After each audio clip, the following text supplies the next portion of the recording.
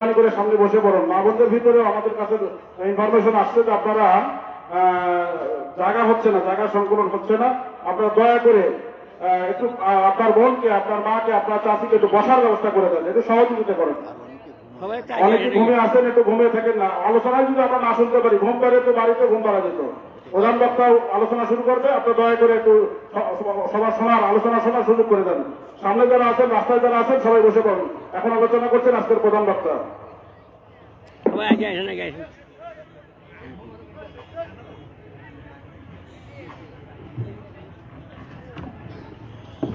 আসসালামু আলাইকুম ওয়া রাহমাতুল্লাহি ওয়া বারাকাতুহু। আপনারা সবাই কেমন আছেন? আলহামদুলিল্লাহ। সারা পৃথিবীর ভিতরে মানচিত্র দেখলে আমরা দেখব সারা দুনিয়াতে যত দেশ আছে, সমস্ত স্বাধীন দেশগুলোর ভিতরে দেখতে সবচেয়ে ছোট, আর বসতির বিচার করলে সবচাইতে ঘন এবং জনবসতিপূর্ণ দেশ।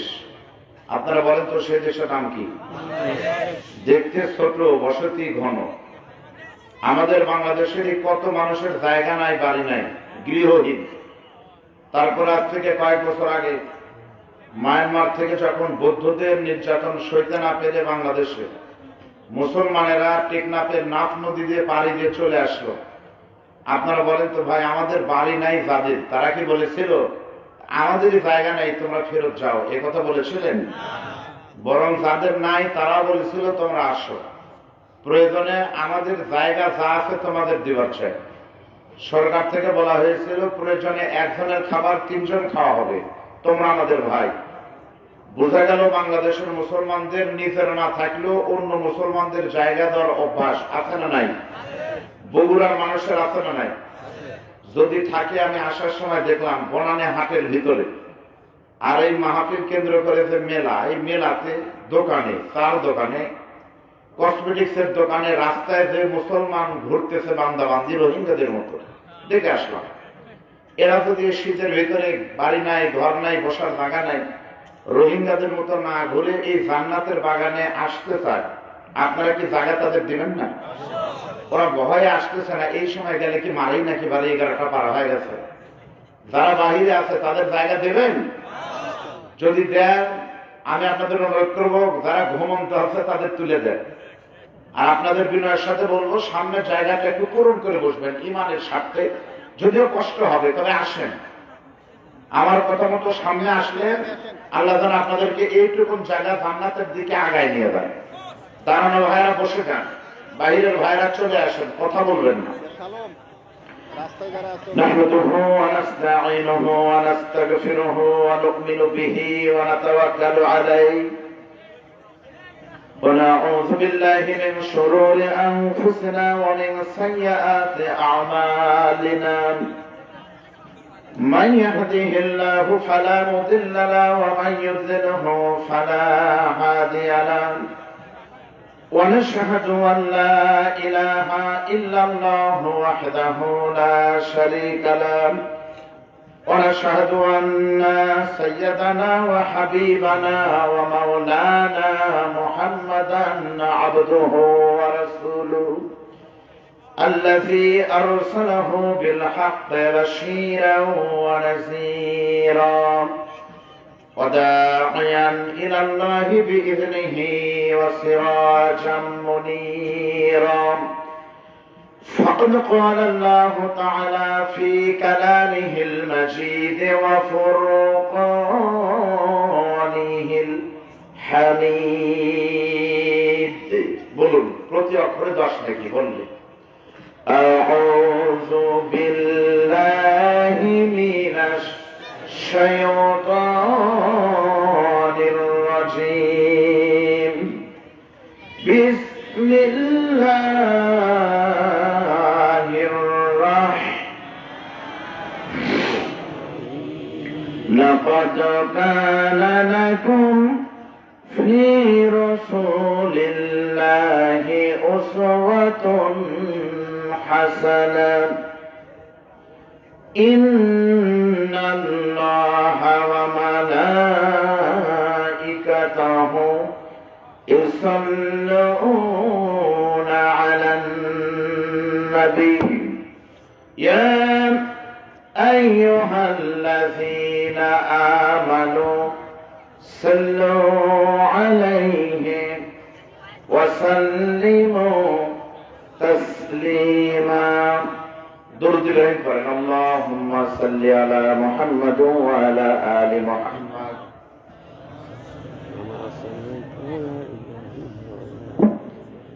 اللهم بارك على محمد وعلى آل محمد كما باركت على إبراهيم وعلى آل إبراهيم إنك حميد مجيد আমার একটি স্বপ্ন পূরণ করো, আমার একটি দোয়া কবুল করো।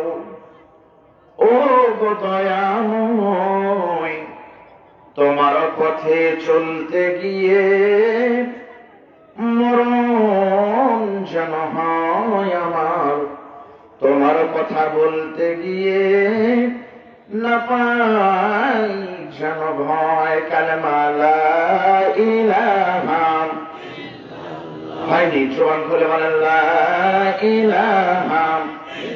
বাইরের ভাইরা চলে আসেন, বাড়িতে তারা আছে আসেন, আর আপনারা থাকার জায়গা পূরণ করে একটু জবান খুলে বলেন লা ইলাহা সুবহানাল্লাহ আলহামদুলিল্লাহ লা ইলাহা ইল্লাল্লাহ লা ইলাহা ইল্লাল্লাহ। বলো রে মুমিনগণ লা ইলাহা ইল্লাল্লাহ, বলো রে মুমিনগণ। শুধু এই কালেমার জন্যে নবীজি সইলেন কতই নির্যাতন। লা ইলাহা ইল্লাল্লাহ, বলো রে মুমিনগণ লা ইলাহা লা ইলাহা। নেই কোন মাবুদ আল্লাহ ছাড়া, নেই কোন মাশুক আল্লাহ ছাড়া। লা ইলাহা ইল্লাল্লাহ, জোরে লা ইলাহা লা ইলাহা ইল্লাল্লাহু মুহাম্মাদুর রাসূলুল্লাহ সাল্লাল্লাহু আলাইহি ওয়াসাল্লাম। বগুড়া জেলার সদর উপজেলার পৌরসভার ভিতরে ঐতিহ্যধন্য 21 নম্বর ওয়ার্ড এর অন্তর্গত বেচরা দক্ষিণপাড়া আরশাদিয়া হাফিজিয়া কওমি মাদ্রাসা এতিমখানা ও লুল্লা বোর্ডিং এর সৌজন্যে আজকের 28তম বার্ষিকী দুদিনব্যাপী তাফসীর মাহফিলের সমাপনী রজনীর সভাপতির আসন যিনি অলঙ্কৃত করেছেন, আপনাদের সকলের সুপরিচিত অত্র মাদ্রাসার সম্মানিত বরেণ্য সভাপতি জনাব আলহাজ মোহাম্মদ খলিলুর রহমান। কি আলহামদুলিল্লাহ, আমরা দোয়া করে আল্লাহ পাক বয়োবৃদ্ধ এই মুরব্বীকে আল্লাহ কোরআনের মাদ্রাসার খাদেম হিসাবে আমৃত্য কবুল করুন। আজকের মাহফিলের প্রধান অতিথি হিসাবে উপস্থিত থাকার সম্মতি জ্ঞাপন করেছিলেন শাহজাহানপুর উপজেলার সম্মানিত বগুড়া জেলা পরিষদের সম্মানিত প্যানেল চেয়ারম্যান জননন্দিত জনাব AKM আসাদুর রহমান দুলুল। আমরা তার জন্য দোয়া করি। বরেণ্য অতিথি জনাব আনারুল আজিম শাহিদ, তার জন্য আমরা দোয়া করি।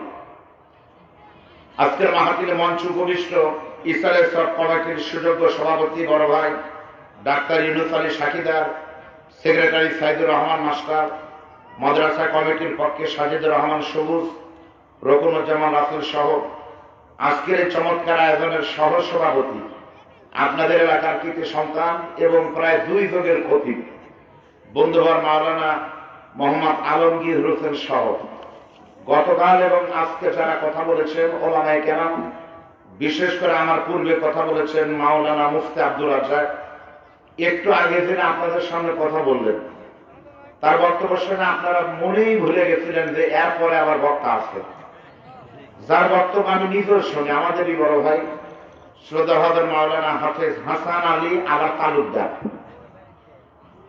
এই মুহূর্তে আমার সামনে যারা বসে আছেন, কোরআন শোনার জন্য এসেছেন, সম্মানিত ভাইরা, পর্দার অন্তরালের মারা, আমি আপনাদেরকে নিয়ে সেই মহান আল্লাহ পাকের দরবারে লাখো কোটি শুকর করি যে মহান আল্লাহ তাআলা এই এলাকার বহু লোককে এই সময় লেপের নিচে কম্বল গায়ে দিয়া, আর আপনাদেরকে আল্লাহ তাআলা জান্নাতের ভিতরে বিনা প্রতিদ্বন্দ্বিতায়, বিনা চেষ্টায়, কাউকে জাহান্নামের ভিতরে আর কাউকে জান্নাতে আল্লাহ কবুল করলেন। যে মাহফিলে বসে যদি আপনার এখন মৃত্যু হয়, আপনি বিনা হিসাবে আল্লাহর জান্নাতে হয়ে যাবেন। এত বড় নিয়ামত যে আল্লাহ তাআলা দান করলেন বিনা চেষ্টায়, এতে করে আপনারা খুশি না বেদা? যারা হলেন খুশি তারা মুখে নিয়ে হাসি, উঁচু করে কাল্লা, চিৎকার দিয়ে একবার বলেন সুবহানাল্লাহ। যদি রাগ না করেন জোরে একটু বলেন লাকাল হামদু বিল ঈমান,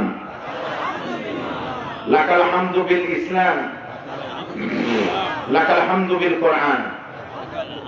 প্রশংসা করলাম কার? করলে লাভ হয় না লস হয়? কি লাভ? লাইন শাকারতুম লাযীদান্নাকুম, শুকর করলে নিয়ামত বাড়িয়ে দেন কে? এই যে সুবহানাল্লাহ বললেন, এর দাম কত?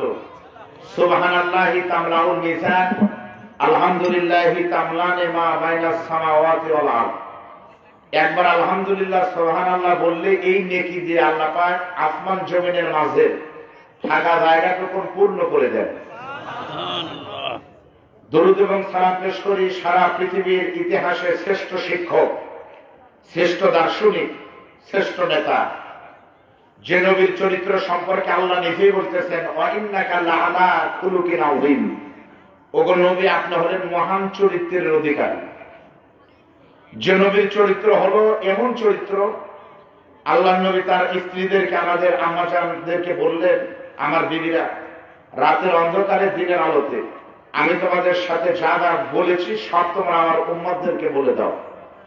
তাহলে একজন প্রেসিডেন্ট হয়ে বলতেছেন, আমি তোমাদের সাথে যা কিছু বলেছি আমার উম্মতদের বলে দাও। এমন কি আছে পৃথিবীতে? কোন মেয়র যদি বলে যে আমার পৌরসভার ভিতরে আমার বউ, আমার যে সম্পদ আছে, যা সত্য মিথ্যা যা বাড়িতে করি, যা কিছু করেছি, পৌরসভার সামনে নির্বাচন, জনগণকে বলে দাও। বউকে গোপন কথা বলতে সাহস দেয় এমন নেতা বাংলাদেশে পাবেন? বরং বাংলাদেশের বহু নেতা আছে যাদের সারা জীবনের গল্প না, 1 মিনিটের ফোন আলাপ যদি ফাঁস হয় তাহলে মন্ত্রিত্ব যায়, তাহলে তারা কত বড় ভালো মানুষ। আর বিশ্বনবী বললেন 62 বছর তোমাদের সাথে যা বলেছি আমার উম্মতদেরকে বলে দাও। কোন নেতা? যে নবী স্ত্রীদেরকে বললেন, নবীর ইন্তেকালের পরে তার বিবিদেরকে সাহাবীরা প্রশ্ন করলেন যে আল্লাহ নবীর চরিত্র কেমন ছিল ইন্তেকালের পরে। আমাদের আয়েশা কান্তেসার বলে, কেন আফা তাকরাউনাল কোরআন, তোমরা কি কোরআন পড়ো না? সাহাবীরা বলতেছে বালা পড়ি। স্ত্রী কান্তেসার বলে, কানা খুলুকুহুল কোরআন, আমার স্বামী তোমাদের নবীর চরিত্র আর আল্লাহর কোরআনের ভিতরে কোনো পার্থক্য নাই। সুবহানাল্লাহ বলেন। As a father, as a teacher, as a lawyer, as a reformer of society, the prophet Muhammad, Superman of the world, সে নবীকে স্মরণ করে আমরা সকলে বলি সাল্লাল্লাহু আলাইহি ওয়াসাল্লাম। এই মুহূর্তে আমি আপনাদের কাছে শুনতে চাই, আপনারা সবাই কেমন আছেন? আলহামদুলিল্লাহ, আলহামদুলিল্লাহ। আমি সবাইকে বলবো আপনারা একেবারে 3 পতন সাইরান হয় কোরআন শুনতে হবে। কারো কথা যদি বলা হয় আমারও অসম্মান হবে না, কোরআনের বেয়াদবি হবে। আল্লাহ পাক বলেন যখন কোরআনের ওয়াজ হবে, ওয়া ইযা কুরিয়াল কোরআন ফাসতামিউ লাহু ওয়া আনসিতু লাআল্লাকুম তুরহামুন। মনোযোগ দিয়ে চুপি চুপি ওয়াজ শুনতে হবে। কারো কথার উপরে যদি বক্তার চাইতে কারো কথা ধরে হয়ে যায়, তাহলে কোরআনের উপরে আপনার কণ্ঠ বড় হওয়ার কারণে আপনি গুনাহগার হবেন। এটি করা যাবে না। আমরা মনোযোগ দিয়ে ওয়াজ শুনতে পারবো তো? আপনাদের মনোযোগ কি এখানে আছে? শেষ পর্যন্ত থাকবেন তো? কারা কারা থাকবেন না 2 হাত তোলেন। এখনো তুলেই আছে, তার মানে পরে যে না বলছি এটা কারো মনেই নেই। আর এরকম হয় স্বাভাবিক, কারণ মানুষের শোনার মতো আর বলার মতো পাওয়ার থাকে সর্বোচ্চ 12টা পর্যন্ত। এখন বাজে 11:30। আপনাদের জন্য সুখবর, এখানে আমাকে এসে বলছে হুজুর আপনাকে ওয়াজ করা লাগবে কতক্ষণ, বলতেছে আমাদের কেবল চাউল ধুয়ে দিচ্ছে, যখন আসছে অনেক আগে, যখন চাউল দেওয়া হবে তারপর রান্না শেষ হবে, তার মানে পোলা চুক্তিও হবে, পোলা চুক্তি। অথচ আমার ডায়েরিতে লেখা আছে আমি দাওয়াত নিয়েছিলাম 10ই ডিসেম্বর 2021। এই হিসাব অনুযায়ী কমিটি আমার কাছ থেকে ওয়াজ পায় হিসাব অনুযায়ী মাত্র 28 মিনিট। 28 মিনিট পর কিন্তু হয়ে যাবে 11 তারিখ, তাই না? তো অন্তত 10 তারিখ যতক্ষণ আছে ততক্ষণ আমরা আছি তো। আল্লাহ কবুল করুন, বলেন আমিন। আপনাদের মনোযোগ থাকতে হবে, মঞ্চ কুতুর কাতুর ফুকি ফাঁকি এগুলো কিছু করবে না, মিস করে ভাববেন। সবাই একটু একনিষ্ঠ হন করার শোনার জন্য। আল্লাহ কবুল করুন, বলেন আমিন। আমি অত্যন্ত আনন্দিত এখানে এসে শুনলাম আজকের মাদ্রাসাটা শুধু আপনাদের না, এই মাদ্রাসাটা শুধু মুসলমানদের না, এই মাদ্রাসার প্রতি আন্তরিকতা, দয়া, ভালোবাসা রয়েছে এলাকার অন্য ধর্মাবলম্বী হিন্দু ভাই, অন্য জাতির ভাইদেরও। আলহামদুলিল্লাহ, আমি মোবারকবাদ জানাই। যদি অন্য ধর্মের হিন্দু ভাইদের কেউ থাকেন, আপনাকে আমি অনুরোধ করে বলবো আপনি নিচে নয়, বাহিরে নয়, আপনি মঞ্চের উপরে চলে আসেন, আমি আপনাকে চেয়ার দিব। প্রমাণ হবে ইসলাম শান্তির ধর্ম, এটাই ইসলাম। জোরে বলেন কথা ঠিক না ঠিক? যে জায়গায় বসে শুনতেছেন এটাও নাকি অন্য ধর্মের ভাইদের। আলহামদুলিল্লাহ, কারণ কোরআন তো শুধু মুসলমানের না, হুদাল্লিন নাস। যদি আল্লাহ পাক বলতেন হুদাল্লিল মুসলিম তাহলে হতো। আল্লাহ বলেন হুদাল্লিন নাস, এই কোরআন সারা পৃথিবীর সমস্ত মানুষের জন্য। সুবহানাল্লাহ বলেন। আর নবী কি শুধুমাত্র মুসলমানদের না, নবী হলেন সারা পৃথিবীর মানুষের মানবতার জন্য। ধরে বলেন আল্লাহু আকবার। আমরা কোরআন থেকে কিছুক্ষণ আলোচনা করতে চাই। আপনাদের সামনে কথা বলার মতন যোগ্যতা আমার সত্যি নাই। আপনি আমার জন্য দোয়া করেন, আমি যেন অল্প সময় কোরআন থেকে কিছু হক কথা, সই কথা বলতে পারি। বলেন আমিন। আলোচনা হবে কোথায় থেকে? কিন্তু এখন আর কোরআন থেকে হয় না। এখানে আসার পরও আমাকে 2-3 লোক 2-3 রকম কথা বলেছে। আমার ডাক্তার ভাই বলেছে হুজুরে মাহফিল সবার মাহফিল, মাদ্রাসার সবার। তারপরে দেশের যে অবস্থা আপনি ওই রকম করে একটু বলেন হুজুর, মাছ খাবেন তবে কাঁটা ধান না ফুটে, এক কথা, তাই না ভাই? ডাক্তার মানুষ তো তাই বলছে। আবার কিছু লোক আমার বলতেছে হুজুর আপনার ওয়াজ শুনছিলাম জোড়া মাদ্রাসা ফাটাই দিবেন হুজুর, বহু আশা নিয়েছে, বহু রকম কথা। কেউ আবার বললো কালকে মা বন্ধুর অফি হয় না, আজকে মা বন্ধুর অফ করবেন। আরেকজন বলতেছে হুজুর আশেপাশে হিন্দু ভাইরা আছে, এরপরে কিছু বলবেন। এখন আমি এক মানুষ কোন দিকে যাই বলেন তো ভাই? বিপদ। এখন আপনাদেরকে বলবো কথা হবে কোরআন থেকে। ধরে বলেন কথা ঠিক না ব্যাঠিক? মান ক্বালা বিহি সাদাকা, যারা কোরআন দিয়ে কথা বলে তারা সত্য বলে। অমান হাকামা বিহি আদালা, যারা কোরআন দিয়ে কথা বলে বিচার করে তাদের বিচার সঠিক হয়। অমান আমিলা বিহি উজিরা, কোরআনের মানে উপর আমল করলে প্রতিদান আল্লাহ দেন। অমান দাআ ইলাইহি হাদা ফাকাদ হুদিয়া ইলা সিরাতিল মুস্তাকিম, আর কোরআনের সাথে তাদের সম্পর্ক থাকবে, কোরআনের ওয়াজ যারা শুনবে মানবে তারাই জান্নাতি হবে। বলে বলেন সুবহানাল্লাহ। প্রিয় ভাইরা, কিন্তু সব কথা বলা যায় না, কোরআনের কথাও বলা যায় না। কোরআনের সুদের বিরুদ্ধে বক্তব্য নাই। এখন আমি যদি সুদের বিরুদ্ধে বলি, সুদখোররা বলবে যে আমার বিরুদ্ধে মনে হয় কেউ কয়ে দিচ্ছে। ঘুষের বিরুদ্ধে যদি ওয়াজ করি তাহলে বলবে আমি ঘুষ খাবো, হুজুরের কি? আমি যদি বলি বিড়ি সিগারেটের বিরুদ্ধে, তখন বলবে বিড়ি আমরা খাবো, আপনার সমস্যা আছে। এখন কোন দিকে যাবো? প্রিয় ভাইরা, কথা হলো হক কথা বলা যায় না, হক বললেই সমস্যা। একজন বাদশা ছিল, নাম হলো হাজ্জাজ বিন ইউসুফ। বেশিরভাগ কাজই খারাপ করছে, জনগণের উপরে নির্যাতন করতো, জুলুম করতো।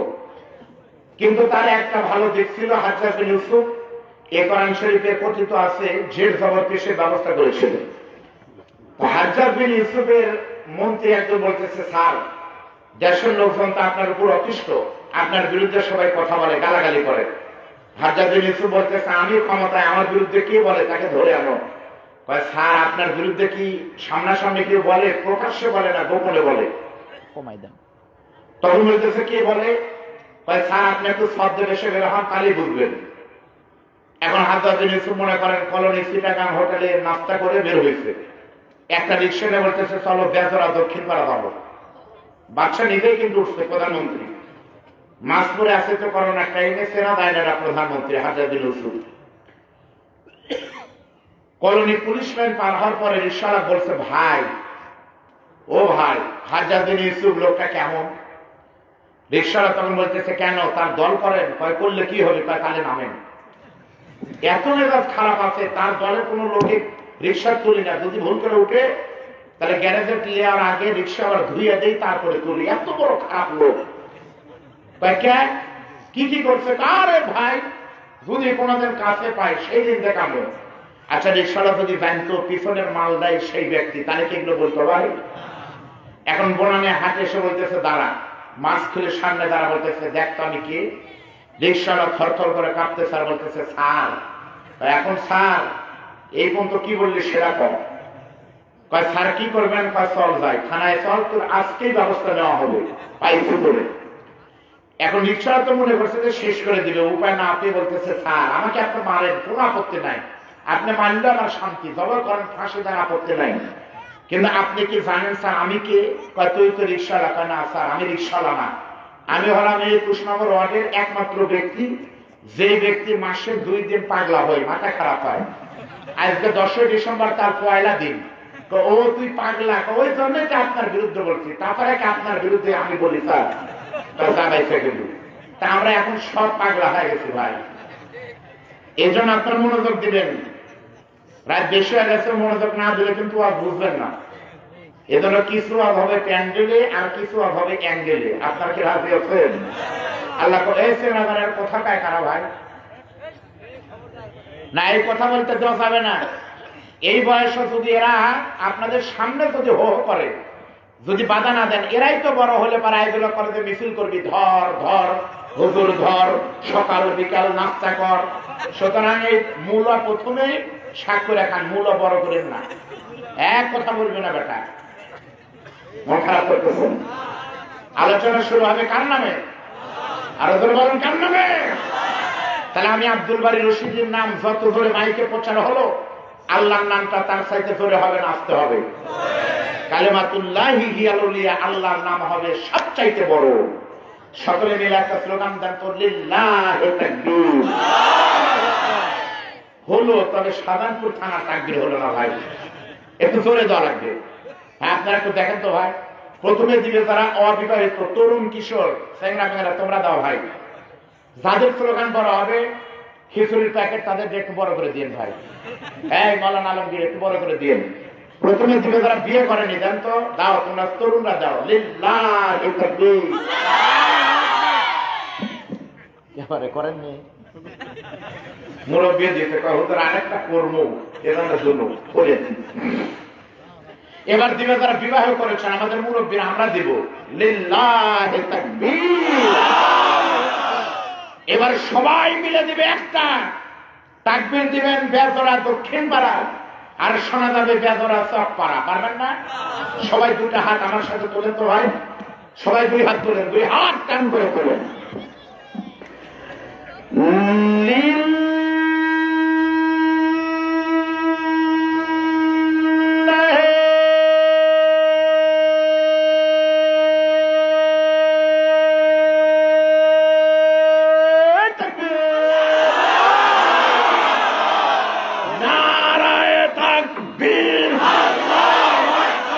দুনিয়ার মুসলিম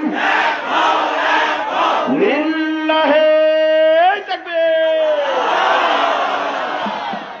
হাত নামান। এরপরে কি আপনারা বলেন এলাকায় যা শয়তান ছিল আপনারা দৌড় মারছে?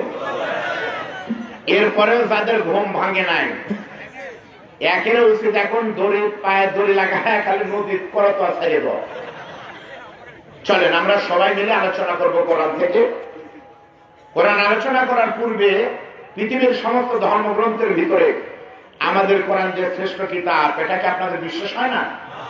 কোরআনের পরিচয় দিয়ে আলোচনা শুরু করব, বলেন আমিন।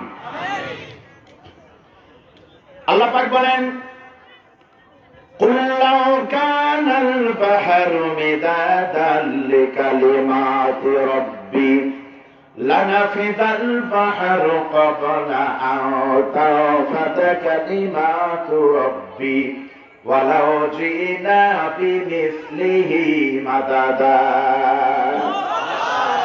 নবী আপনি বলুন, যদি সারা পৃথিবীর সমস্ত নদী, সাগর, মহাসাগরের পানিগুলো কালিতে পরিণত হয়, আর ওই কালি দিয়া আল্লাহর কোরআনের ব্যাখ্যা লেখা শুরু হয়, লিখতে লিখতে সারা পৃথিবীর সমস্ত পানি শেষ হবে, আল্লাহ পাকের কোরআনের তাফসীর, মাহফিল, কোরআনের ব্যাখ্যা কিয়ামত পর্যন্ত বাড়বে, কোনোদিন শেষ হবে না।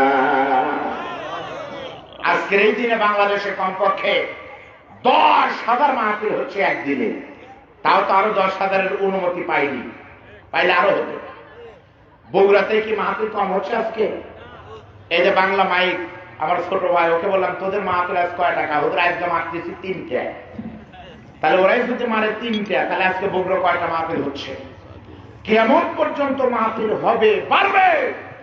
কোরআনের আওয়াজকে কেউ বন্ধ করতে পারবে? মাঝে মাঝে কেউ কেউ চেষ্টা করবে, এটাই তো স্বাভাবিক। তবে চামবাজুরের চেষ্টা দিয়ে সূর্য যদি বন্ধ হতো, তাহলে বহু আগে সূর্য বন্ধ হওয়ার কথা ছিল, বলে বলেন ঠিক না? চামবাজুরের বিরোধিতার কারণে কিছুই হয় না। হাতি যখন বের হয়, হাতির আশা দেখে এলাকার সব কুত্তা একসাথে হয়, বনানি মিছিল করে। তারপরও হাতি দেখার টাইম নাই, কান দিয়ে বাড়ি মারে, সব কুত্তা ছাপা হয়ে যায়, হাতি তার নিজ গতিতে চলে। কোরআনের বিরোধিতা করতে এসে মিস্টার আবু জেহেল কায়েদ হয়ে গেছে, উতবা চলে গেছে, সায়বা মরে গেছে, মুগিরা চলে গেছে, যেতে যেতে ওদের বংশধর 2-4টার কিছু নাই, চুল পর্যন্ত নাই, খালি চা পাকা ছিল। আল্লাহর রহমতে, আল্লাহর গজবে বেমানের চা পাকাও যায়। লুচ্চা বানায় আল্লাহ তাআলা বাংলাদেশ থেকে বোরকা পরায় গতকাল বিদেশে পাঠিয়ে দিয়েছে। কোরআনের বিরোধিতার বলে কি হয় তাকিয়ে দেখো, বলেন কথা ঠিক না?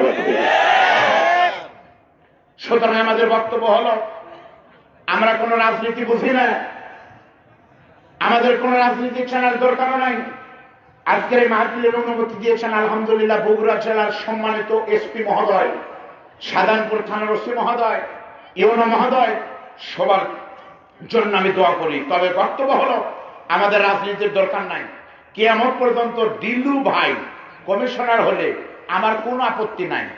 আমি কোনোদিন বলবো না তুই কি করলু, আমি বলবো হয় আছে থাকুক ডিলু, ডিলু ভাই থাকুক, কমিশনার হওয়ার আমার দরকার নাই। কিন্তু আমাদের বক্তব্য হলো, আমি মুসলমান, মসজিদ, মাদ্রাসা, কোরআন, হাদিস, আল্লাহ, রাসূল, এই 6টা জায়গায় যদি কোনো বেঈমান কারো হাত বাড়িয়ে দেয়, ওই বেঈমানের হাতকে ঘুরিয়ে দিতে যদি রক্তের প্রয়োজন হয়, কোন বউ বিধবা হয়, কোরআন মাথায় নেয় বলে আমার বউ বিধবা হবে, আমার বাচ্চা এতিম হবে, তবুও যতদিন পর্যন্ত পূর্ব দিগন্ত থেকে সূর্যোদিত হবে, পশ্চিম দিগন্তে ডুববে, ততদিন পর্যন্ত মুসলমানের বাংলায় কোরআনের বিরোধিতা কোন বেঈমান বললে, কোন বেঈমান করলে তাকে আমরা আস্ত ছেড়ে দিতে পারি না, পারে না, পারে না আমার মুসলমানকে।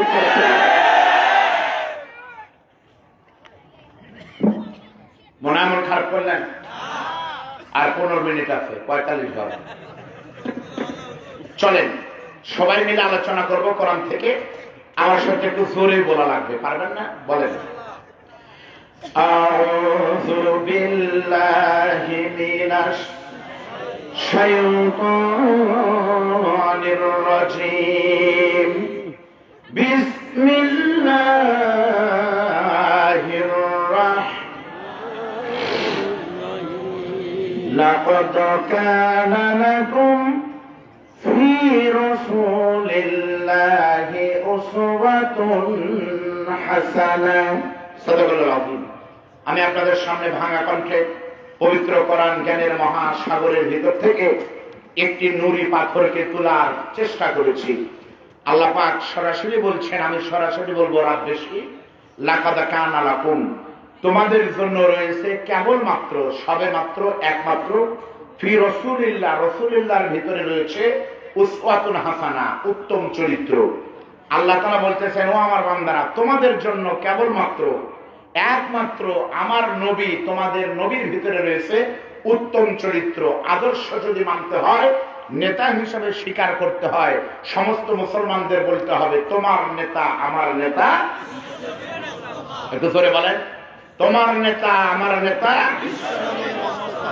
আজকের আলোচনার বিষয় হলো সিরাতুন নবী সাল্লাল্লাহু আলাইহি ওয়াসাল্লাম, নবীর চরিত্র, নবীর জীবনী।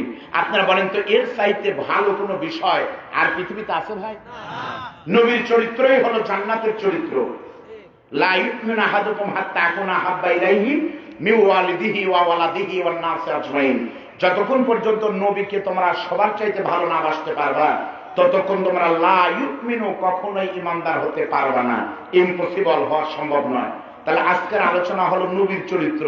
আমরা আলোচনা করতে চাই, আল্লাহ কবুল করুন, বলেন আমিন। আলহামদুলিল্লাহ। আমার ভাইরা, আল্লাহ পাক কোরআনে বলেন, কুল ইয়া আইয়ুহান নাস ইন্নী রাসূলুল্লাহি ইলাইকুম জামিআন। ওগো নবী, সারা পৃথিবীর সমস্ত মানবতার জন্য আমি আপনাকে নবী করে পাঠিয়েছি, রাসূল করেছি। ধরে বলেন সুবহানাল্লাহ। 1,24,000 পয়গম্বর, সবাই কিন্তু সারা জগতের নবী ছিলেন না। মুসা আলাইহিস সালাম ছিলেন শুধুমাত্র মিশরের নবী। ইউনূস নবীর এলাকা কিন্তু আলাদা ছিল, জাকারিয়া নবীর এলাকা কিন্তু আলাদা ছিল। এক একটা নবীর এক একটা কিন্তু এলাকা ভাগ ছিল। ধরে বলেন ঠিক না ঠিক? আমার ভাই দিলু সাহেব যা বলবে তাই হবে, শর্ত হলো 21 লাগবে। ধরে বলেন ঠিক না ঠিক? উনি যদি 12 নম্বরে কিছু বলতে চায়, সুমন কমিশনার বলবে সাইড হন, এটা 12, ঠিক না ঠিক? কিন্তু আল্লাহ তাআলা আপনার আমার নবীকে শুধুমাত্র মক্কা অথবা মদিনায় নয়, আল্লাহ তাআলা আপনার আমার নবীকে সারা পৃথিবীর জন্য নেতা করে পাঠিয়েছে। আপনারা বলেন তো ভাই, আমার নবী বিশ্ব নবীর বাবার নাম কি ছিল? আব্দুল্লাহ। একটু জবান খুলে বলবেন, যেটা পারবেন। বলেন তো নবীর বাবার নাম কি? আব্দুল্লাহ। বলেন তো নবীর মার নাম কি ছিল? বলেন তো নবী যার দুধ খাইছে মহিষ রমণের নাম কি ছিল? বলেন তো নবীর ঘুমায় আছে সেই দেশটার নাম কি? আপনি বলেন নবীর বাবার নাম আব্দুল্লাহ ঠিক, মা আমিনা তাও ঠিক, দুধ মা হালিমা তাও ঠিক বলেছেন। কিন্তু যারা বললেন নবী ঘুমায় আছে শুধু মদিনা, তাদের সাথে আমি একমত হতে পারলাম না। কারণ নবী শুয়ে আছেন মদিনা, এটা আমি জানতাম। কিন্তু আল্লাহ যখন আমাকে মদিনা কবুল করেছে, মদিনায় যাওয়ার পর থেকে আমি দেখেছি মদিনা শুধুমাত্র মদিনা না, মদিনা কিন্তু সত্যি সোনার মদিনা। মনে বড় আশা ছিল যাব মদিনায়। আপনাদেরকে আশা হয় না? হয় না? অনেকে বলতেছে হুজুর আমি ভ্যান চালাই, আমার আশা করা মানে নিচে কেসাল পারা। আসলে কি তাই? কত মানুষ হজের টাকা জমা দিয়ে ঢাকার যে মোয়াল্লেম হেরায় গেছে, আবার ফেরত আসছে। কত মানুষ হজের টাকা জমা দিয়ে করোনার কারণে বুড়া মরে শেষ, হজ হয়নি। আবার কত ভ্যানওয়ালা রিক্সাওয়ালা, হজে যাবে একজন, বাপ মারা গেছে, বদলে হজ করা আছে মুয়াজ্জিনে, ওই মোরা পর্যন্ত টেকা গোছাবার পারতো না।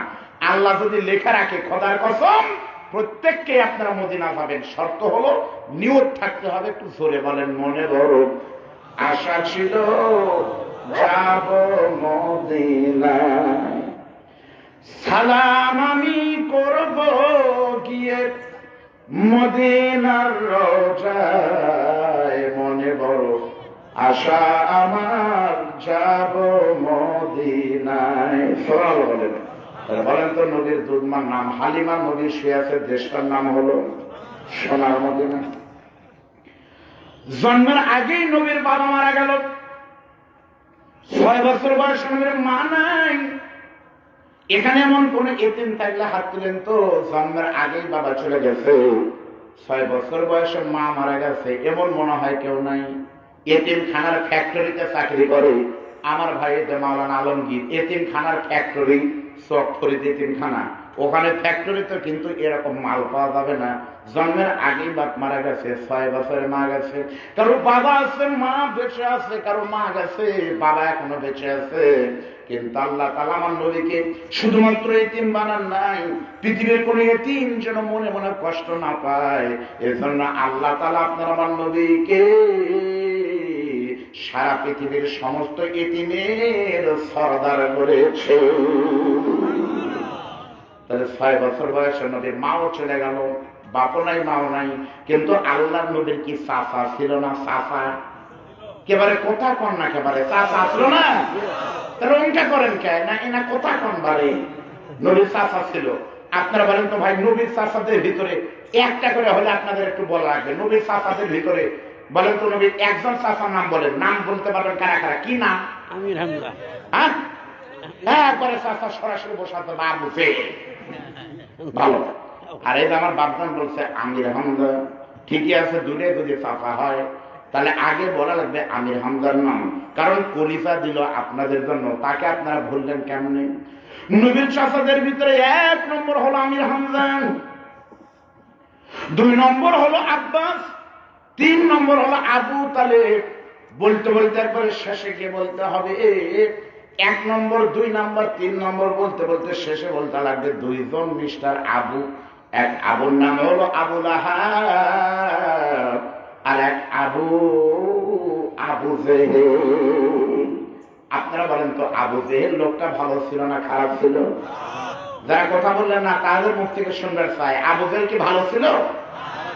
মেজরিটি মাস্ট বি গ্রান্টেড, সবার সম্মতিতে আবু জেহেল ভালো না খারাপ? আমি যদি বলি ভালো, মানবেন? আচ্ছা মনে করেন, এই মনে করবেন না, উদাহরণ দিচ্ছি বারে, তাও না তাও না, কোন কোন সময় এরকম হয়। করোনার কারণে 2 বছর মাদ্রাসা বন্ধ ছিল, বসে থেকে মাসের 1 তারিখ থেকে 5 তারিখের ভিতর সরকার আমাদের বেতন দিচ্ছে বসে থেকে। তো আমার মাদ্রাসার principal doctor Abdul Mannan sir বললেন, আব্দুল বারী রশিদি, তুমি একদিন একটু ক্লাস 6 এর ছাত্রদের অনলাইনে, ফিজিক্যালি তো যাওয়া যাবে না, ডিজিটালি একটু ক্লাস নাও জুমের মাধ্যমে। তো ক্লাস 6, 7 এর বাচ্চাদেরকে পাসওয়ার্ড দেওয়া হলো, জুমে মিটিং মানে ক্লাস হচ্ছে। আমি আমার বাসায় আমার চেম্বারে বসে সবাইকে বলতেছে, এই বাবুরা কেমন আছে? একটা ভালো থাক।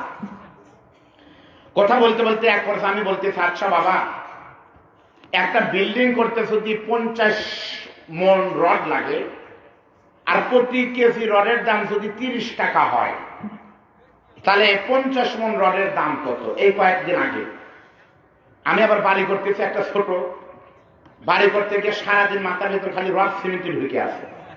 তা আমি আবার ওই কথাটা বোঝানোর জন্য বলছি, 30 টাকা কেজি রড হলে 50 মন রডের দাম কত? এক ছাত্র তখন বলতেছে, রডের দাম 30 টাকা স্যার, কবে কিনছেন? এখন আরে বাবা মনে করো, কিসের মনে করবো স্যার, আমাদের বাড়িতে একটা পায়খানার স্ল্যাব দিবার যায়, আব্বা করলো 75 টাকা কেজি রড, আর আপনি করেন যে 50 মন রড 30 কেজি কিনবার দাম, আপনার কি এর মধ্যে দিবি? মানে ছেলেটা বলছে ওটা কোয়া যাবে না, রড আপনার কি এর মধ্যে দিবি? আমি বললাম আরে বারে মনে করো, কিসের মনে করেন স্যার, 75 টাকা রড আপনি 30 টাকাতে দিবেন, মনে করলে হয়? তাহলে আমি বললাম আবু জেহেল লোকটা ভালো, কিসের ভালো? তাহলে ইসলামের সাথে বিরোধিতা করলে আল্লাহ এমন পোষণ পোষায়, জনগণ কয় নামি নমুনা হুজুর করে বলেন ঠিক না? দেখে আবু জেহেলও কিন্তু নবীর চাচা ছিল, তবে নিজের কি না সে ব্যাপারে সন্দেহ আছে। আল্লাহ নবী বিশ্ব নবীর পর যখন 10 বছর, আবু জেহেল কিন্তু মক্কার ক্ষমতায় ছিলেন, প্রজাতন্ত্রের বিশাল বড় নেতা ছিলেন, কিন্তু সর্বোচ্চ পজিশনের নেতা। আবু জেহেল 10 বছর বয়সে, নবী যখন নবী বয়স 10 বছর, আবু জেহেল একদিন মক্কার সমস্ত জনগণকে সামনে নিয়ে মিস্টার আবু জেহেল নেতা বক্তব্য দিচ্ছে, এই মক্কার জনগণ, আমি তোমাদের নেতা, আজকে একটা গল্প শোনাবো, তোমরা শোনো। আমি আবু জেহেল, আমার বাড়ির পাশে একটা ছেলে আছে, ওর বাবার নাম হলো মোহাম্মদ, সম্পর্কে কিন্তু আমার ভাতিজা হয়। ওই ছেলেটার বয়স হলো 10 বছর, জন্মের আগেই বাবা মারা গেছে, 6 বছর বয়সে মা মারা গেছে, তার বাবার মুখ কোনোদিন দেখে নাই। বাড়ির পাশে হওয়ার জন্য ওই সন্তানের সব কিছু কিন্তু আমি দেখি, জানি, অনেক গোপন করে পর্যবেক্ষণ করে দেখেছি। তোমরা শোনো, আমার এতিম ভাতিজা মোহাম্মদের বয়স এখন দিয়ে কিন্তু আজ যে পূর্ণ হয়েছে 10 বছর। এই 10 বছরের ভিতরে আমার এতিম ভাতিজা মোহাম্মদ জীবনে কোনোদিন মিথ্যা কথা বলে না। লিল্লাহে তাকবীর। 10 বছরে মিথ্যা কথা জীবনেও কয় না, জীবনেও বলে নাই। 10 বছর দরকার নাই, গত 1 মাস মিথ্যা কথা কর নাই, এমন কি আছেন? একটু হাত তোলেন। আপনি যদি বলেন হুজুর আপনার খবর কি, আমি কম আমারও সমস্যা আছে, আমারও আছে। বইয়ের কাছে অনেক সময় মিথ্যা বলা লাগে, বইয়ের কাছে। আগামীকাল আমার গ্রামের বাড়িতে মাহফিল, গ্রামের বাড়িতে গেছি, তো আজকে বাজার করেছি কমপক্ষে 10,000 টাকা। আমার বউ বলতেছে, শোনেন কত খরচ করবেন, আমরা বাড়ি করতেছি, ফাইনা টাইলস লাগানো লাগবে, খরচ কম করে করবেন। আমরা দুই ভাই, একটা অ্যাডভোকেট, একটা হুজুর। আমার বউ বলতেছে অ্যাডভোকেট খরচ করুক, আপনার তো 7.5 করছেন। আমি বললাম যে 1 টাকা খরচ করবো না, এতে কাল যা হয় হোক। আর মার হাতে 10,000 টাকা দিয়ে আসছি। মা কিছুক্ষণ পর শিখে দিয়ে আসলাম। মা আমার বউকে বলতেছে, বৌমা তোমার দেবর তো 10,000 টাকা দিয়ে গেল, তো তোমার স্বামী বলো বাবা হুজুর তুমি একটু বাজার করো। আমি বললাম না, এত টাকা তোমার ছোট ভাই দিছে, খালি তুই খরচ করবো, তোর ভাই করবি না? আমার বউ করছে দেবর না ভালো হয়ে গেছে। আমি বললাম দিবি না মানে, না হলে কাল কোনো কিছু হবে না, 1 টাকা দিতে পারবো না। তাহলে এই জায়গায় মিথ্যা বলা যায় আছে না নাই বলেন? জীবনে কোনোদিন নবী মিথ্যা বলে নাই। যখনই কথা বলছে সবাই তখন বলতেছে নেতাজি জীবনে মিথ্যা বলে নাই, বলতেছে বিশ্বাস করো জীবনেও কোনোদিন মিথ্যা বলে নাই, জীবনে কোনোদিন কারোর সঙ্গে কটু ব্যবহার করেনি, জীবনে কোনোদিন কাউকে খারাপ নামে গালি দেয় নাই, জীবনে কারো গায়ে অন্যায় ভাবে আঘাত করে নাই। সমস্ত ভালো আর মানবীয় গুণগুলো থাকার কারণে আব্দুল্লাহর এতিম ছেলে মা আমিনার সন্তান, মা বাবা না থাকলে কি হবে? আমি তোমাদের নেতা আবু জেহেল ঘোষণা দিলাম, রে মক্কার জনগণ, আজ থেকে আমার এতিম ভাতিজার নাম আর মোহাম্মদ নয়, তার ব্যবহারের কারণে তার নামের ডিগ্রি দিলাম আমি আল আমিন। সুবহানাল্লাহ বলে। আচ্ছা, আল আমিন শব্দের অর্থ কি? হলো না। কঠিন বিশ্বাসী, কঠিন সত্যবাদী, তাকে বলা হয় আল আমিন। ওয়া ইন্নাকা লাআলা খুলুকিন আযীম। তাফসীর ইবনে কাসির, তাফসীর মারিফুল কোরআন, তাফসীরুল কোরআন, বাইজাবি, কাশফ, তাফসীরে খাযেন, সব তাফসীরের ব্যাখ্যা হলো আযীম বলা হয় ওই চরিত্রকে, যেই চরিত্র কত ভালো এটা মাপার মতো কোনো যন্ত্র পৃথিবীতে নাই। ফের বলেন সুবহানাল্লাহ। আল আমিন বলা হয় তাকে, এটা সাধারণ কোনো ব্যাপার না। যখনই বলেছে আজ থেকে সবাই বলে আল আমিন, তখন থেকে সবাই ডাকে আল আমিন, কেউ আর মোহাম্মদ বলে না। যেমন নাম হলো আব্দুর রহমান, কিন্তু নবী একদিন হাউস করে ইয়ারকি করে বলছে, এ আবু হুরায়রা, বিড়ালে বাচ্চা নিয়ে ঘুরতেছে। নবী বলতেছে বিড়াল কার ভিতরে? বিড়াল বলতে ম্যাও। নবী বলে কি ব্যাপার, কার ভিতর বিড়াল? আবার বলতেছে ম্যাও। নবী তখন বলে আবু মানে ও আব্দুর রহমান, তোমার ভিতরে কি বিড়াল আছে? সঙ্গে সঙ্গে নবীর সাহাবী আব্দুর রহমান বলে, নবী যে আমার আস্তিনের নিচে একটা বিড়াল আছে। নবী বলতেছে তাহলে তুমি বিড়ালের বাবা, আজ থেকে তুমি আবু হুরায়রা। আব্দুর রহমান তখন বলে, হুজুর আপনার পবিত্র মুখ দিয়ে যখন আমার নাম বিড়ালের বাবা বের হয়েছে, আপনার পবিত্র নামের ওসিলায়, আপনার মুখের জমানের কারণে আমি আবু হুরায়রা আব্দুর রহমান বলতেছি। আজ থেকে আমার নাম আর রহমান নয়, আমার নাম আজ থেকে হবে আবু হুরায়রা।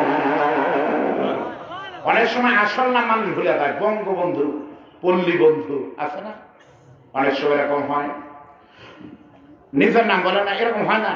আজকে সারা পৃথিবীতে সবাই এক নামে, কাঁচা বাদাম। তাহলে কই মালের নাম আর কলা কি? কাঁচা বাদাম বুঝলে বুঝু উইন।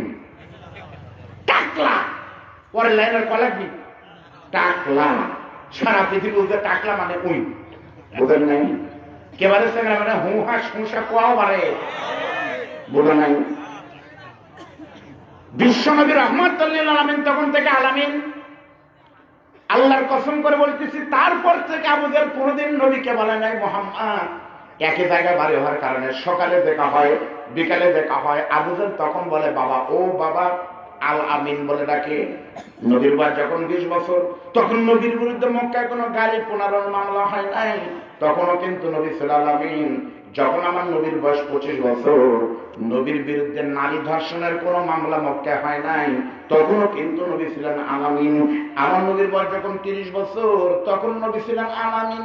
আমার নবীর বয়স যখন 35 বছর, একই বাগানে খেজুর লাগাইছে সাতা ভাতিরা মোহাম্মদ আর আবু জেহেল, তখন আবু জেহেল বলছে যে আলামিন তোমার খেজুর তো বড় বড় হয়েছে।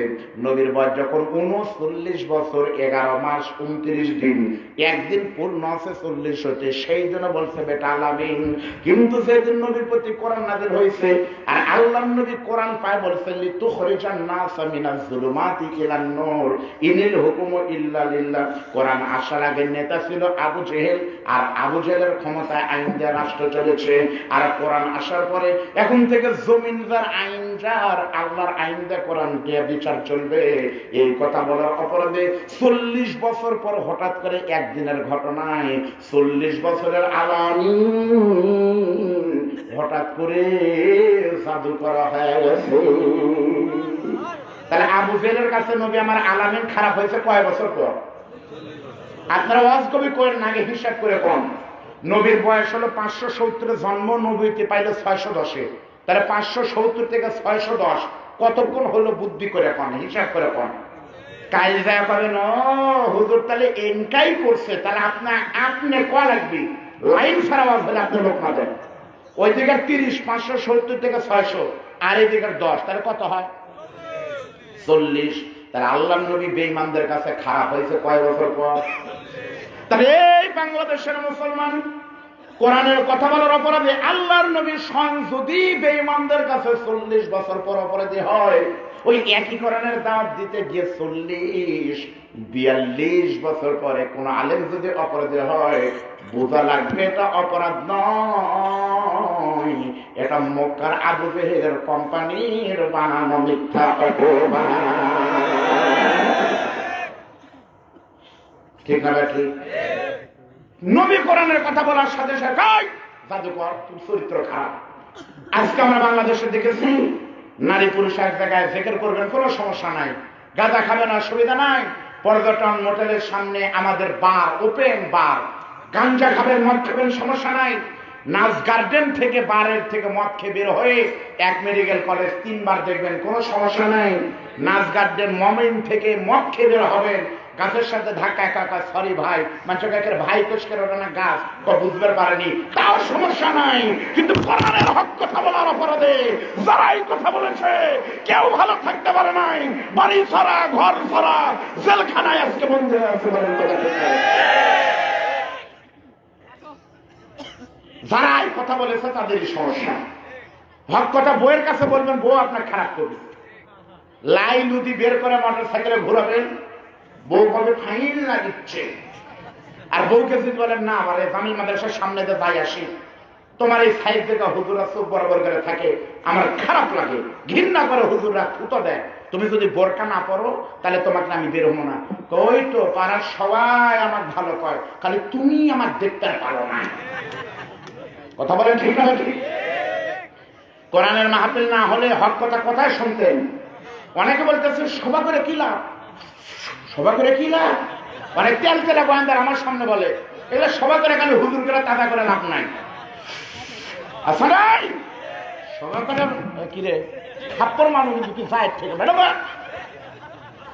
না, ফস করে একটা হাত দিলে ভয় করে, কারণ বিভিন্ন জায়গায় চুন খায় গাল করছে, দই দেখলে ভয় করে, ওই ফস করে হাত দিতে মানে মার বেড়াচ্ছে গেছে না। হ্যাঁ লিল্লাহে তাকবীর। এ যুবকেরা বলো রাত বেশি হয় ভাই, সমস্যা হয়ে গেল যে না না কয় তারিখ হয়েছে? 11 তারিখ হয়ে গেছে। আজকে চলবে? আপনারা বলো চলুক, বলুন চলুক, হুজুর মরুক, হুজুরকে মরবি। আল্লাহু আকবার, লিল্লাহি তাকবীর। ওয়াজ করে কি হয়? যারা আজকে বলে ওয়াজ করে লাভ কি, সভা করে লাভ নাই, খোদার কসম লাভ নাই। তাদের ইমানদারদের ওয়াজ করলে 3টা লাভ হয়। বলেন কয়টা? যারা ইমানদার তাদের আলামত হলো 3টি। 1 নম্বর হলো কোরআনের কথা বললে তাদের ঈমান বৃদ্ধি পায়। 2 নম্বর হলো ওয়াজিলাত কুলুবুহুম, তাদের অন্তর প্রকম্পিত হয়। আর 3 নম্বর ইমানদাররা কোরআন শুনলে পারে ওয়ালা রাব্বিহিম ইয়াতাওয়াক্কালুন।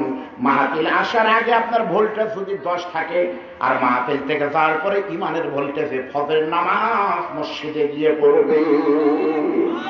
কে বলে মাহফিল করে লাভ নাই? 2 বছর মাহফিল হয়নি, তাতে কি হলো? মাহফিল না হওয়ার কারণে পরিমণির নেংটা হয় ডান্স দিচ্ছে জন্মদিনে। তাহলে 2 বছর সভা না হতে পরিমণি লুঙ্গি পরে লাফিচ্ছে, আর 2-1 বছর গেলে পরিমণি সব যন্ত্রপাতি বাই করে কবি আসেন ভাই করে বলেন ঠিক না? মন খারাপ করলেন আপনারা? তাহলে আল্লাহ নবী বিশ্ব নবী খারাপ হলেন কয় বছর পরে?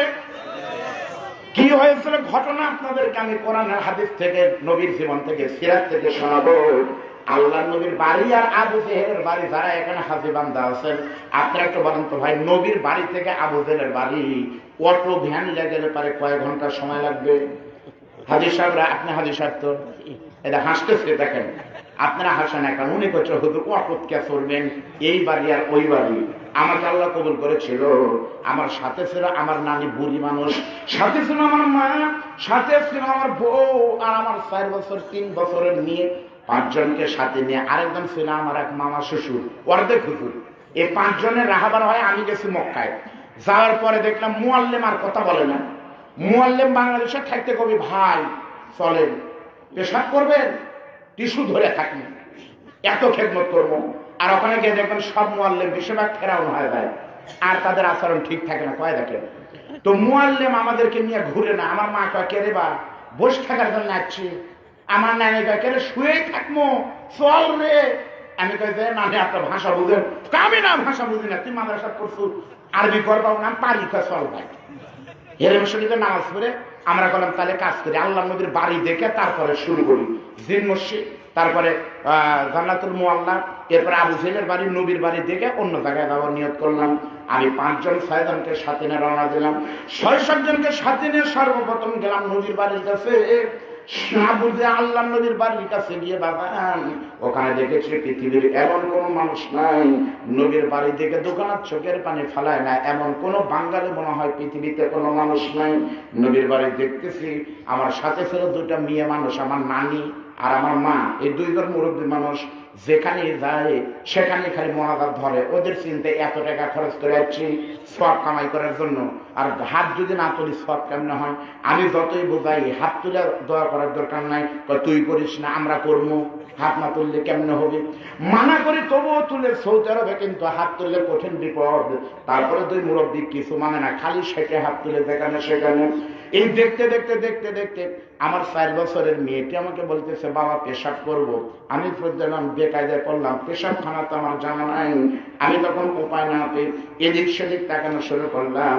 কিছু দূর দূরে দেখলাম একজন ক্লিনার ম্যান, পরিচ্ছন্নতা কর্মী, সুন্দর পোশাক পরে, এক কালারের পৌরসভার মতো পোশাক পরে, ডান হাতে একটা বেলচা নিয়ে বাম হাতে ঝাড়ু নিয়ে ঘুরতেছে। কোনো ময়লা নাই কিন্তু সাফ করার করবে কি? ময়লাই তো ওখানে নাই।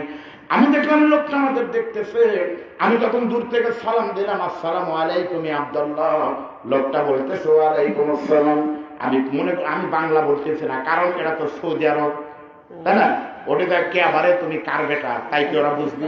আমি তখন দূর থেকে সালাম দিলাম, আসসালামু আলাইকুম। লোকটা বলতেছে ওয়ালাইকুম আসসালাম। আস্তে করে কাছে আসলো, আমি তার সাথে মুসাফাহা মুআনাকা করে আমি তারপর বললাম মা ইসমুকা ইয়া কাইফাল হাল ইয়া কি? বলতেছে আলহামদুলিল্লাহ। আমাকে বলতেছে ওয়া আনতা কাইফাল হাল? আমি বললাম শুকরান জাযাকাল্লাহ, আমি ভালো আছি। আমি তাকে প্রশ্ন করলাম ভাই মা ইসমুকা ইয়া আব্দুল্লাহ, তোমার নাম কি? ওই লোকটা তখন আমাকে বলতেছে ইসমি রশিদুল ইসলাম। আমার তখন মনে হচ্ছে কে রে ইসমি রশিদুল, তো বাংলা থেকে চেহারা বাঙালির মতো, একটু সন্দেহ হলো। আমাকে তখন বলতেছে তোমার নাম কি? আমি তখন বললাম আব্দুল বারী রশিদি। আমাকে বলতেছে কোন দেশ থেকে এসেছো? আমি আরবিতে বললাম জি তুমিন বাংলাদেশ থেকে এসেছি। বলার সঙ্গে সঙ্গে ডান হাতের বেলচা ফালাই দিছে, আর ডান হাতের ঝাড়ুটা ফালাই দিয়ে আমাকে সাইপে ধরে বলে ও আমার দেশি ভাই, আরবি বলার দরকার নাই, খুলে কোন কি হবে, আমার বাড়ি নওগাঁ মহাদেবপুর। আমার তো কাম হয়ে গেল। আমি বললাম ভাই আমার বাচ্চা পেশাব করবে, ছোট বাচ্চা পেশাবে খালি ষাট করতেছে। এই কথা বলতে বলতে করছে হুজুর এটাই মানে আবু জেহেল বাড়ি চলে যাচ্ছে, তাহলে কয় টাকার ভাড়া হবার পারে? কয় এই বাড়ি আর ওই বাড়ি। আবু জেহেলের বাড়ির ভিতরে ঢুকে দেখলাম এত বড় পায়খানা আমার জীবনে আমি কোনোদিন দেখিনি। এত সুন্দর এসি যে পায়খানা বসে এসি হয়। আবু জেহেলের বাড়িতে দেখলাম পায়খানা না থাকলে মনে হয় কিছুক্ষণ বসে থাকি, এসি চলতেছে, সেই রকম সুগ্রাম। সবাই মিলে আমার নানি বললাম নানি লাগান, পেশাব পায়খানা সব করে যখন 6 জন মিলে বের হলাম, সবাই যখন আনন্দ পাইছে, খুশি হয়েছে, ওযু করার পর গরমের ভিতরে সবাই আনন্দ করছে। এমন সময় আমার নানি আর মা তো খালি রেডি হয়ে আছে, কিছু হলেই আমিন। আমার নানি আর মা, আমার মামা শ্বশুরা বলতেছে মানে ধর। আমি তোর মনাদার ধরা পাটি না। আমার মামার শ্বশুর অর্ধেক হুজুর তখন বলতেছে ধর। বলার সঙ্গে সঙ্গে আমার মামা শ্বশুর মহাস্থানে যারা মিলাদ পড়ে 10 টাকার মিলাদ, আল্লাহ মামিন, আল্লাহ খিচুড়ি লেগেছে 2 কেজি চাউলের, কবুল করো, বা শেষ বা 10 টাকা দেবার কত করি ফলে। আমার মামার শ্বশুর তখন হাউমাউ করে শুরু করল, আল্লাহ যেই লোকটি আমাদের সঙ্গে প্রবাসী দেখায় দিল আমাদের এই বাড়িটি, এই রশিদুল ইসলামকে তুমি জান্নাত দিও। আমি দেখলাম যে লাইন ঠিক আছে, আমি তখন কি বলবো, বললাম আমিন। এরপর আমার মামার শ্বশুর বুঝবেন না বের বলতে পারলো, এই যে একটা বাড়ির মালিক, এত বড় জায়গা, মক্কার মতো জায়গার নিজের বাড়িটা হাজিদের জন্য পেশাব পায়খানা করার ব্যবস্থা করে দিয়েছে আল্লাহ। শুধুমাত্র তোমার জন্য দোয়া করে আল্লাহ বাড়ির মালিক যিনি, তাকেও তুমি একটু জান্নাত দিও। বলার সাথে সাথে প্রবাসী রশিদুল করছে নাউজুবিল্লাহ। আমি তো কারো ওয়াজের মোনাজাতে নাউজুবিল্লাহ ধরে কে, সঙ্গে সঙ্গে রশিদুল করছে হুজুর মোনাজাত ছাড়েন। আমি মনে করছি কি বিপদ হলো, বলতেছে হুজুর এই লোকটাকে মোনাজাত শেষ করবার কম, কারণ এই লোকটাকে ফাউল মোনাজাত করছে। এই বাড়ির মালিকের নাম কি? আমি কই জানি না। আমার মামা বলতেছে জানি না। কই এই লোকে জানে না এই বাড়ির মালিকের নাম হলো আবু জেহেল। এর জন্য আপনি কেন জিবরাইল সুবি দোয়া করে তবুও বেঈমানকে আল্লাহ জান্নাত দিবে না? ক্ষমতায় থাকতে মুহাম্মদ নবীকে অত্যাচার করেছে, এই জন্য ক্ষমতায় থাকতে আল্লাহ কিছু বলে নাই, কিন্তু আল্লাহ ছাড় দিয়েছে, ছেড়ে দেয় নাই। মরার পরে বেঈমান আবু জেহেলের বাড়ি হয়েছে পায়খানা, আর বিশ্ব নবীর বাড়ি আজকে লাইব্রেরি। সুবহানাল্লাহ। আল্লাহ ধরে, কিন্তু ধরে ধরে ধরে না, ধরলে আল্লাহ ছাড়ে না। বলেন কথা ঠিক না? মনে রাখবেন, খায়রিহি ওয়া শাররিহি মিনাল্লাহি তাআলা, ভালো মন্দ সবকিছু আল্লাহর পক্ষ থেকে হয়, সবকিছুর ভিতরে কল্যাণ। আমরা কিছু না হতে কা হুজুর আল্লাহ নাই, আল্লাহ কি মরছে, আল্লাহ কি দেখে না? এত হতাশঙ্কা। শিবে আলী তালিবের ভিতরে নবী জেলখানায় 3 বছর থেকেছে, এত কঠিন অবস্থা। আলেমান আমাদের বলে দেখেন, মাতা নাসরুল্লাহ শায়াতের ব্যাখ্যা এসেছে, সাহাবীরা না খেতে খেতে মহিলা সাহাবীদের দুধ শুকে গেল, পেটের সন্তানগুলো মরে গেল, ছোট ছোট বাচ্চা খাবার না পেয়ে গাছের পাতা খেয়ে পায়খানা করেছে, ছাগলের পায়খানার মতো। সাহাবীরা বলেছে, ইয়া রাসূলুল্লাহ আপনি কি আল্লাহর নবী না? নবী বলে কেন? হুজুর দোয়া করেন না কেন, ওদের আল্লাহ শেষ করে দেই। নবী তখন বলতেছে, আল্লাহ কোথায় আপনার সাহায্য? আল্লাহ বলতেছে, নবী আল্লাহ ইন্না নাসরাল্লাহি করিব, আমার সাহায্য অতি নিকটে। আল্লাহ তাআলা যেই মক্কায় আবু জেহেল বেঈমান নবীকে কষ্ট দিল, ওই মক্কা বিজয় দান করে নবীকে ওই মক্কার প্রেসিডেন্ট যিনি বানালেন, সেই আল্লাহ আছে না নাই? আছে। কারো বিরুদ্ধে আমাদের বক্তব্য না। এই কোরআন সামনে নিয়ে বলতেছে, বাংলাদেশ বর্তমান যেভাবে চলতেছে মাননীয় প্রধানমন্ত্রীর নেতৃত্বে বা সরকার আওয়ামী লীগ আছে, কোন সমস্যা আমাদের নাই। আমাদের বক্তব্য হলো, কোন কারণে কোন বেঈমান নাস্তিক যেন ইসলামকে নিয়ে কটূক্তি না করে। কথা ঠিক না? বাংলাদেশ ইসলাম রাখবো না, ইসলাম থাকবে না। তুমি বেঈমান এই কথা বলার কে? মাদ্রাসা টাকলুরা তোমার বাবার যে টাকা দিয়ে চলে না, এই মাদ্রাসাগুলো চলে গরিব মানুষের ধান বিক্রি করা টাকা দিয়ে, এই মাদ্রাসাগুলো চলে গরিব মহিলার মুরগির ডিম বিক্রি করা টাকা দিয়ে। এই মাদ্রাসা বন্ধ করে আসো, বেঈমান গোষ্ঠী সত্তা ভঙ্গ ভরসা করে ফেলানো হবে। মাদ্রাসার গায়ে, ইসলামের গায়ে কোনো বেঈমানকে হাত লাগাতে দেবে না। মন খারাপ করলেন আপনারা? আল্লাহর নবী আর বিশ্ব নবীর বাড়ি আর আবু জেহেলের বাড়ি তাহলে কি কাছাকাছি? নবী আমার রাতের বেলায় যখন কোরআন পড়তেছে, আপনারা বলেন তো আমি আব্দুল বারী রশিদের খারাপ কণ্ঠ, ভাঙা কণ্ঠ, আমার কণ্ঠে কোরআন শরীফ তেলাওয়াত তেমন মজা নাই। কিন্তু আপনারা বলেন তো ভাই, যদি আমার শ্বশুর এখানে ওয়াজ করতো, আপনারা বলেন তো মনে হচ্ছে মধু ঢাইলে পড়তেছে, ঠিক না নাকি? কারি আব্দুল্লাহ আলামিন ভাই যদি কোরআন পড়ে, আপনার কাছে মনে হবে আহারে রসগোল্লার চাইতে ভারী মিষ্টি। বিশ্ব নবীর রহমতুল আলামিনের কণ্ঠে যখন কোরআন তেলাওয়াত হয়, তাহলে বলেন তো কেমন শোনা যায়? রাতের বেলায় প্রথম দিন যেদিন আবু জেহেলের সাথে প্রথম গন্ডগোল বাজলো, ওই দিন কি হয়েছিল শোনেন। নবী আমার কোরআন শরীফ পড়তেছে, আল্লাহর নবীর মুখের তেলাওয়াত শুনে আবু জেহেলের দোকানের চোখ দিয়ে পানি পড়তেছে। আবুদের চিন্তা করে এত সুন্দর মিষ্টি কণ্ঠ কোথায় থেকে ভেসে আসে। এক পা দুপা করতে করতে সে দেখে পাশের বাড়িতে আব্দুল্লাহর ইতিম ছিল মোহাম্মদ কোরআন শরীফ তেলাওয়াত করতেছে। আবু জাহেল তখন যতক্ষণ তেলাওয়াত হয়েছে শুধু কাঁদতেছে। নবীর মুখে কোরআন তেলাওয়াত যখন শেষ হয়েছে, আবু জাহেল তখন আল্লাহর নবীকে বলতেছে, ও বেটা মোহাম্মদ, সুবহানাল্লাহ বলেন, ও বেটা মোহাম্মদ। নবী তখন বলতেছে, চাচা আপনি কখন এসেছেন? বলে, বাবা অনেক আগে আমি এখানে এসেছি। নবী বলতেছে, চাচা কি চান? আবু জাহেল বলতেছে, বেটা আমি তো আবুল হাকাম, আমি অনেক কিতাব পড়েছি, পৃথিবীর সব বই আমার জানা আছে, আরবি ভাষা এত সুন্দর কিতাব তো আমি কোনোদিন পড়ি নাই। তুমি যে কিতাব পড়তেছো বাবা বলো তো এর নাম কি? আপনারা বলেন তো ভাই এর নাম কি?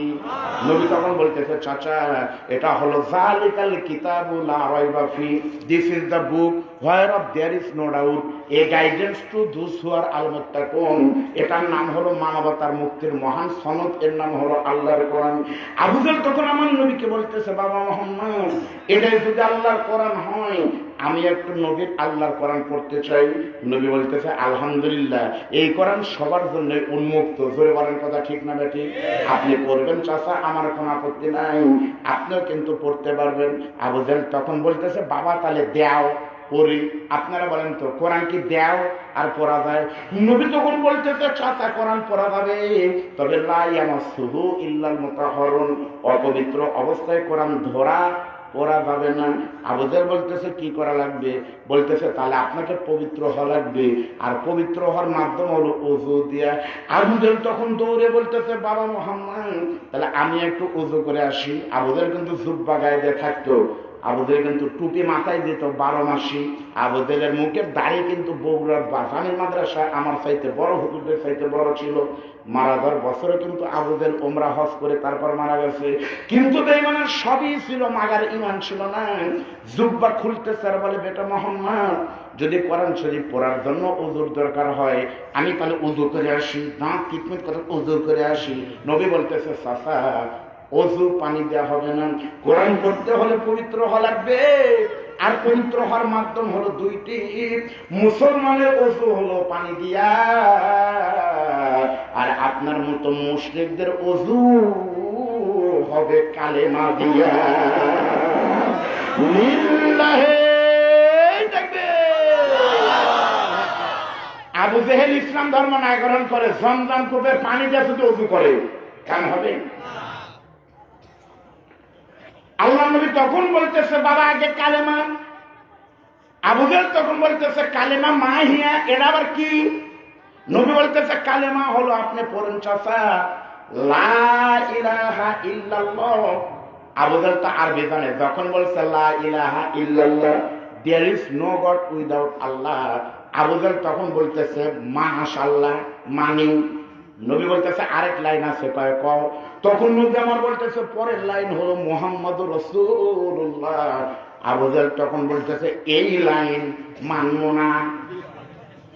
এক কথা, লা ইলাহা ইল্লাল্লাহ, আল্লাহ ছাড়া কোনো মাবুদ নাই মানি। মুহাম্মদ রাসূলুল্লাহ অর্থ হলো নেতা হবে টুপিওয়ালা মুহাম্মদ।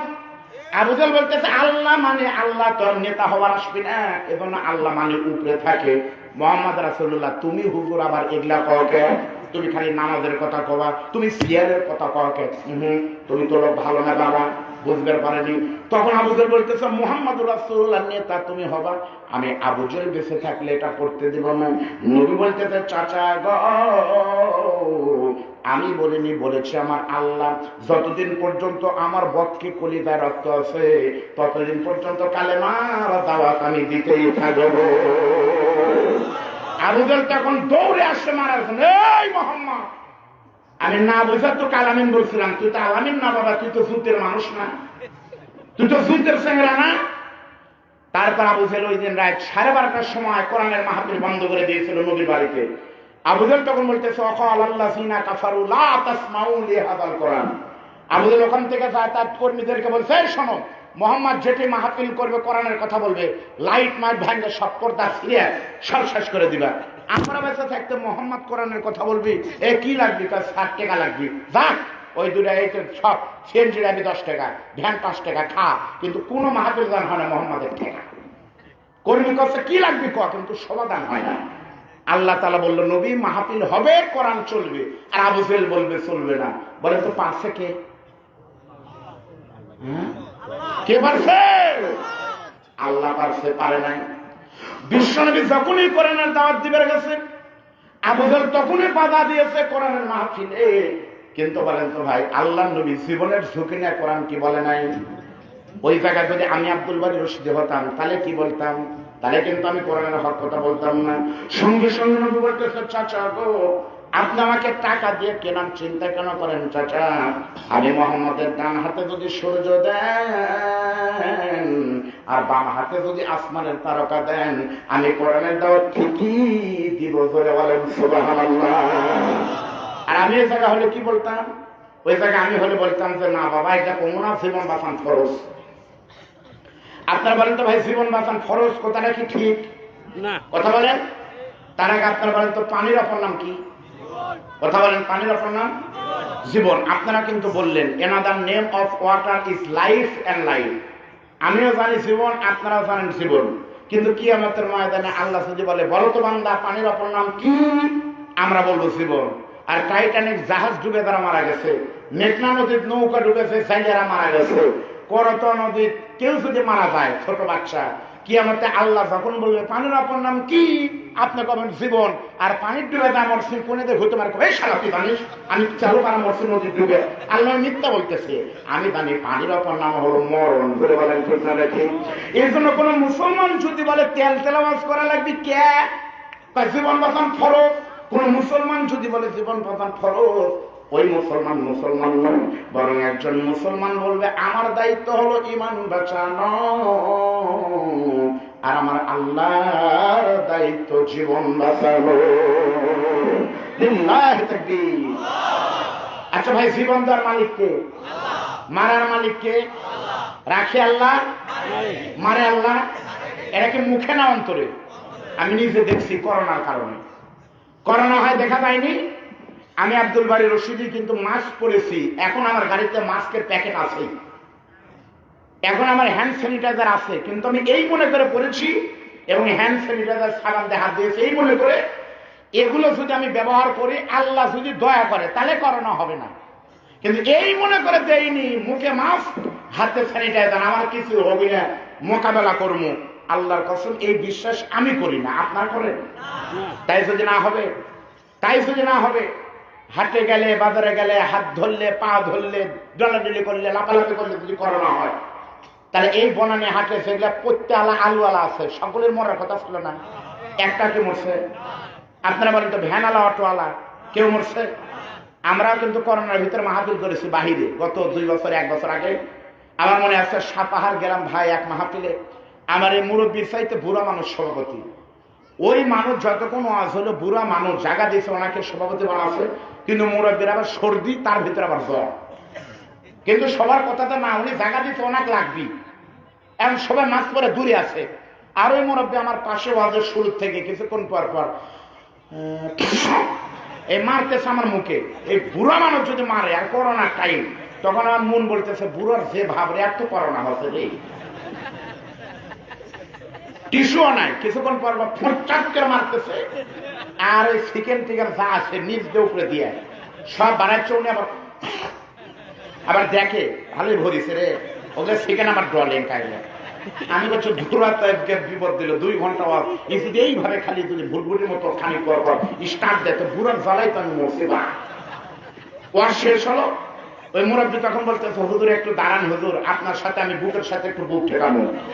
আমার মন বলতেছে বুড়ার কিন্তু করোনা, আর আমার ইমান বলতেছে যা হয় হবি। এরপর ওই বুড়া ভাই ওই তেল তেলা চিকেন আলার হাত দিয়ে আমার হাত এইভাবে চাপে ধরলো। ডাক্তার মানুষ যখন হাত দিচ্ছে না, দেখ হাত এইভাবে দিল ভাই। হাত দেওয়ার পর বুড়া বলতেছে হুজুর আপনার শ্বশুর বজরুল রশিদ, হুজুরের রাজ আমার এতই ভালো লাগে, আমি তো বুড়ো তুই হাত ছাড়। বুড়া কে ওই লাইনে আছে, বুড়া একটু পরে খালি চাপ মারতেছে, সুপারি কাটে ছাতি দিয়ে, তাহলে আপনার শ্বশুর অজুর সেই মিষ্টি, কেউ তুই যে ঠেলা মারতেছ। ওই ঠান্ডার ভিতরে হাত চাপ মারে, 20 টাকা দিয়ে মানতে হয়, ফ্রি চাপ মারে, খালি খালি সুপারি কাটতেছে। আমি মনে করছিলাম গেছি, আল্লাহর আমার যায়নি, এখনো বেঁচে আছি। বরং আগের চাইতে শক্তি বেশি আছে। করোনা না আসতে আগে ছিল বিটির বা, আর করোনার ভিতরে ওয়াজও নাই, মাদ্রাসা চাকরি নাই, সময় কি করবো আল্লাহ কাজে লাগাছে, এই করোনার ভিতরে হচ্ছে বেটার বা। সুতরাং রাখে আল্লাহ মারেকে। আর যারা জনগণের সাথে দেখা করে নাই, জনগণের মাসে যায় নাই, অনেক নেতা খাঁচার ভিতরে বন্দী ছিল, মৃত্যুর তালিকা দেখেন, বড় বড় নেতারা মারা গেছে, বড় বড় ডাক্তাররা মারা গেছে, ইমানওয়ালা মসজিদে যারা 5 ওয়াক্ত নামাজ পড়েছে তাদের কিছু হয় নাই। করোনা মুসলমানদের জন্য পরীক্ষা, বেঈমানদের জন্য আল্লাহর গজব। আপনি ঠিক না বললেও ঠিক, আপনি ঠিক করেন না, তাই বলে কি আমার ফালতু হানিফ গাড়ি আমি টিকিট 450, তুই উঠবো না 20 টাইমের গাড়ি চল, 7 দিন লাগবে তুই ঢাকা যেতে। আপনি ঠিক না বললে কি হয়েছে? তাই ইমান কথা, তাই জাহারাল ফাসাদু ফিল বাররি ওয়াল বাহরি বিমা কাসাবাত আইদিন নাস, জলে এবং স্থলে যা হয় আল্লাহ বলতেছে মানুষের 2 হাতের কামাই। ইমান ঠিক করেন, করোনা ওমিক্রন কিছুই হবে না। আর ইমান নাই, আল্লাহ চাইলে পারে মারবে। বলে বলেন ঠিক না? ঠিক। আলহামদুলিল্লাহ বলেন। লোক দেখেন ঘুরে এখন উঠছে পড়তেছে। সোনার ভাইরা আপনার একটু বসেন, একটু চেকের পারেন না, বসেন ভাইরা একটু, ভাই সবাই মিলে একটু শুনে লা ইলাহা, এই একটা দেখটার ভিতরে, হ্যাঁ, লা ইলাহা লা ইলাহা লা ইলাহা ইল্লাল্লাহু। সকলে জবান খুলে বলেন মুহাম্মাদুর রাসূলুল্লাহ সাল্লাল্লাহু আলাইহি ওয়াসাল্লাম। আলহামদুলিল্লাহ, আপনাদের চেহারা দেখে আমার মনেই হচ্ছে না রাত বেশি হয়ে গেছে। এই বাচ্চাই, এই 5 জন মিলে মুত পের যাওয়া লাগবে না? মুত পের যাবে একজন, এরা 5 জন মিলে জামাতে মুত পের যাবে, এটা তো হবে না ভাই। না না, হাসেন না। প্রতিদিন আমার মাহফিল, প্রতিদিন একবারে রোজা পর্যন্ত 2-1 দিন কোনো কারণে ফাঁকা, দিনে মাস্টারি করে রাতে ওয়াজ করি। আর এই যে এবার ঝাঁকি ওয়াজ করতেছি এত রিস্ক নিয়ে, আপনি কি মনে করছেন আমার পেশাব চাপেনি? চাপিছে অলরেডি। আর আপনারা 5 জন মিলে যদি ওই কাম করবার দান, সেই জিনিসটা আমারও আছে। আমারও যদি দেখে হাউস হয়, আমি যদি বলি আমিও মুক্তার দামো, আর আমি যদি বলি মাওলানা আলমগীর ভাই অথবা ডাক্তার ভাই আপনি 5 মিনিটে একটু মাদ্রাসার হিসাব দেন, আমি একটু পেশাব করে আসি। আমি যদি আপনাদের রেখে এখন পেশাব করতে যাই, আগামীকাল পুরো এলাকায়, ভাই ভিডিও করতেছে, ভিডিও বার্জা দেখবে, পুরো এলাকা প্রচার হবে 21 নম্বর ওয়ার্ডে। কি বক্তা রে, বজলুর রশিদের জামাই আমাকে থুয়ে ওয়াজ করতে করতে মুখ পেরে গেছিল। তাহলে আমি গেলে যদি আপনারা কন, আপনারা গেলে আমি কমো না? এই জন্য ওয়াজের পরে খিচড়ি খায় মুখ পেন, ওরা তোমাদের ভাষা দিবেন। নরেন্দ্র দাদা গান বুঝে মুখ আইলো। হ্যাঁ রাবি হোসেন, লিল্লাহি তাকবীর। তাহলে বিশ্ব নবীর সাথে আবু জেহেলের গন্ডগোল হলো কিসের কারণে? ধরে বলেন কিসের কারণে? নবীর চরিত্র, তারপরে সংগ্রাম শুরু হলো। আমি সব কথা বলতে পারবো না, নবীর জীবনী একদিন ওয়াজ করে কিন্তু শেষ হবে না। ধরে বলেন ঠিক না? ঠিক। এখন আমি আপনাদেরকে অনুরোধ করবো ভাইজান, মাহফিল কিন্তু একবারে টান টান উত্তেজনা, মানে একেবারে জমে গেছে। ধরে বলেন ঠিক না? ঠিক। আমি তো মনে করছিলাম আমরা একসাথে মানে মাহফিলের লোক হবে না, কিন্তু আলহামদুলিল্লাহ এখন দেখতেছি এমনি তো চিকন ফলের ভাত, তারপরে আমার ভাই ছিল হাসান আলী, সুন্দর একেবারে গোস্তের তরকারি, আর এখন আমি ওঠার পরে একেবারে হাসু খালি দই হয়ে গেছে। ঠিক না? ঠিক। আলহামদুলিল্লাহ। এখন আপনারা একটু মনোযোগ দিয়ে শুনুন। আল্লাহর নবী বিশ্ব নবীর চরিত্র জানতে হলে আপনাদেরকে এমন একজন রমণী মহিলার কাছে যেতে হবে।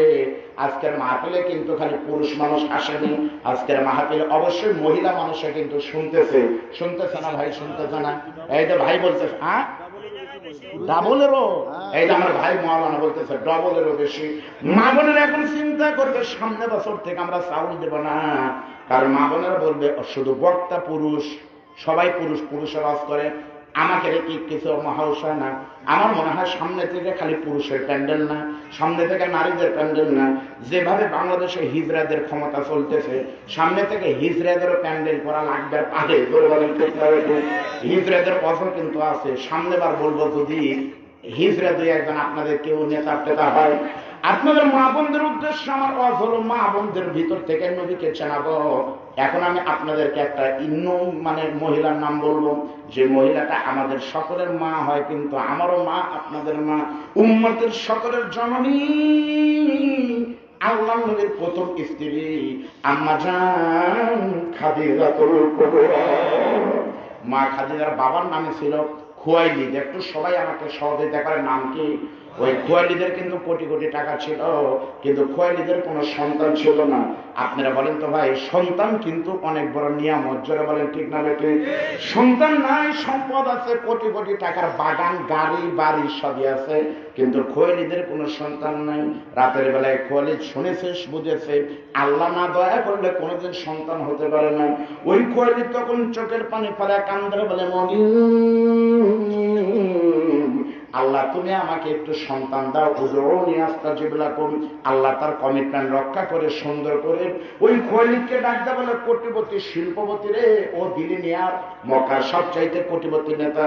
ও খলিল, তোমার বাজেটে কোনো সন্তান ছিল না, কিন্তু আমি আল্লাহ তাআলা দয়া করে তোমাকে একটা সন্তান দিলাম। ওই সন্তানের নামই মা খাদিজা। বাবার কোটি কোটি টাকা, সন্তান হলো মেয়ে, হিসাবে তো হওয়ার কথা ছিল ছেলে, বলে বলেন ঠিক না ঠিক? খলিল তখন বলতেছে, হলো মিয়া না হয় ছেলে হলে আমার পরে ম্যানেজার হতো, কিন্তু হলো মিয়া মানুষ, ব্যবসা তো ধরে রাখবার পারবা না। আল্লাহ টার্গেট হলো খলিলের, তোমার হাজার হাজার কোটি টাকা আছে, এই টাকা কিন্তু তোমাকে আমি ছেলের মাধ্যমে নষ্ট করাবো না, এই টাকা দিয়ে আমি ইসলামের কালেমার পতাকা উড়াবো। তোমার বাজেটে সন্তান নাই, আমি আল্লাহ তোমাকে বিশেষ বরাদ্দ দিয়ে সন্তান দিলাম। টার্গেট হলো তোমার মেয়ে খাদিজার যখন বয়স বাড়তে বাড়তে 40 হবে, আর আমার হাবিবুল্লাহ নবী মুহাম্মদ রাসূলুল্লাহ তখন 25 হবে, আর আমি আল্লাহ তার নিজে ঘটক হয়ে তোমার খাদিজার সঙ্গে আমার নবীর বিবাহ দিবার চাই। আলহামদুলিল্লাহ, তোমার খাদিজা যখন বড় হয়ে গেল, কিছুদিন পর খাদিজা যখন একটু উপর সময় কিশোরী তরুণী খুবই সুন্দরী ছিল।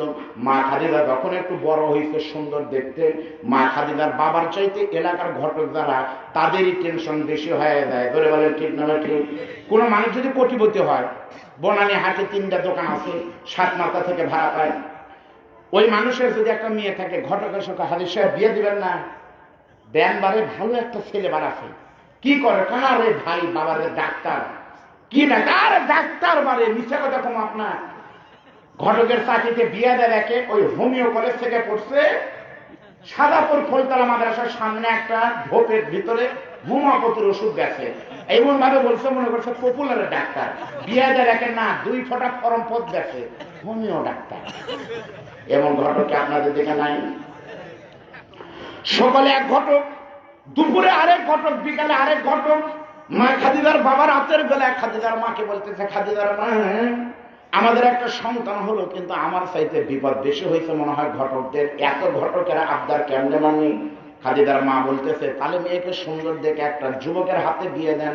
নবী বলেছে 5টা দিন সে দেরি করতে নাই, তার ভিতরে একটা হলো কন্যা, বড় হলে পরে বিয়ে দিতে হবে তাড়াতাড়ি, 2 নম্বর হলো মানুষ মারা গেলে দাফন করতে হবে তাড়াতাড়ি। এগুলো কিন্তু নবী বলেছেন। মা খাদিজার বাবা আর মা তখন সার্কুলেশন করে দিল, আমার মেয়ে খাদিজাকে তোমরা যারা বিয়ে করতে চাও, আগামী জুমার দিন অথবা এই দিনে তোমরা সকলেই মিলে এবং মাঠের ভিতরে তোমরা উপস্থিত হয়ে যাও। সকলে মিলে যখন উপস্থিত হয়েছে, অনেকগুলো যুবক আর ঘটকের ভিতর থেকে বাছাই করে সুন্দর একটা যুবকের সঙ্গে মা খাদিজাকে যখন বিয়ে পড়ায় দিয়েছে, দেখতে সুন্দর, বংশ খুবই ভালো। আল্লাহ তাআলা তখন ডাকতে বলতেছে, খলিল রে, তোমার টার্গেট হলো তুমি কোটিপতির ছেলের সাথে বিয়ে দিয়েছ, কিন্তু আমি আল্লাহ টার্গেট তো নবীর সাথে দিব।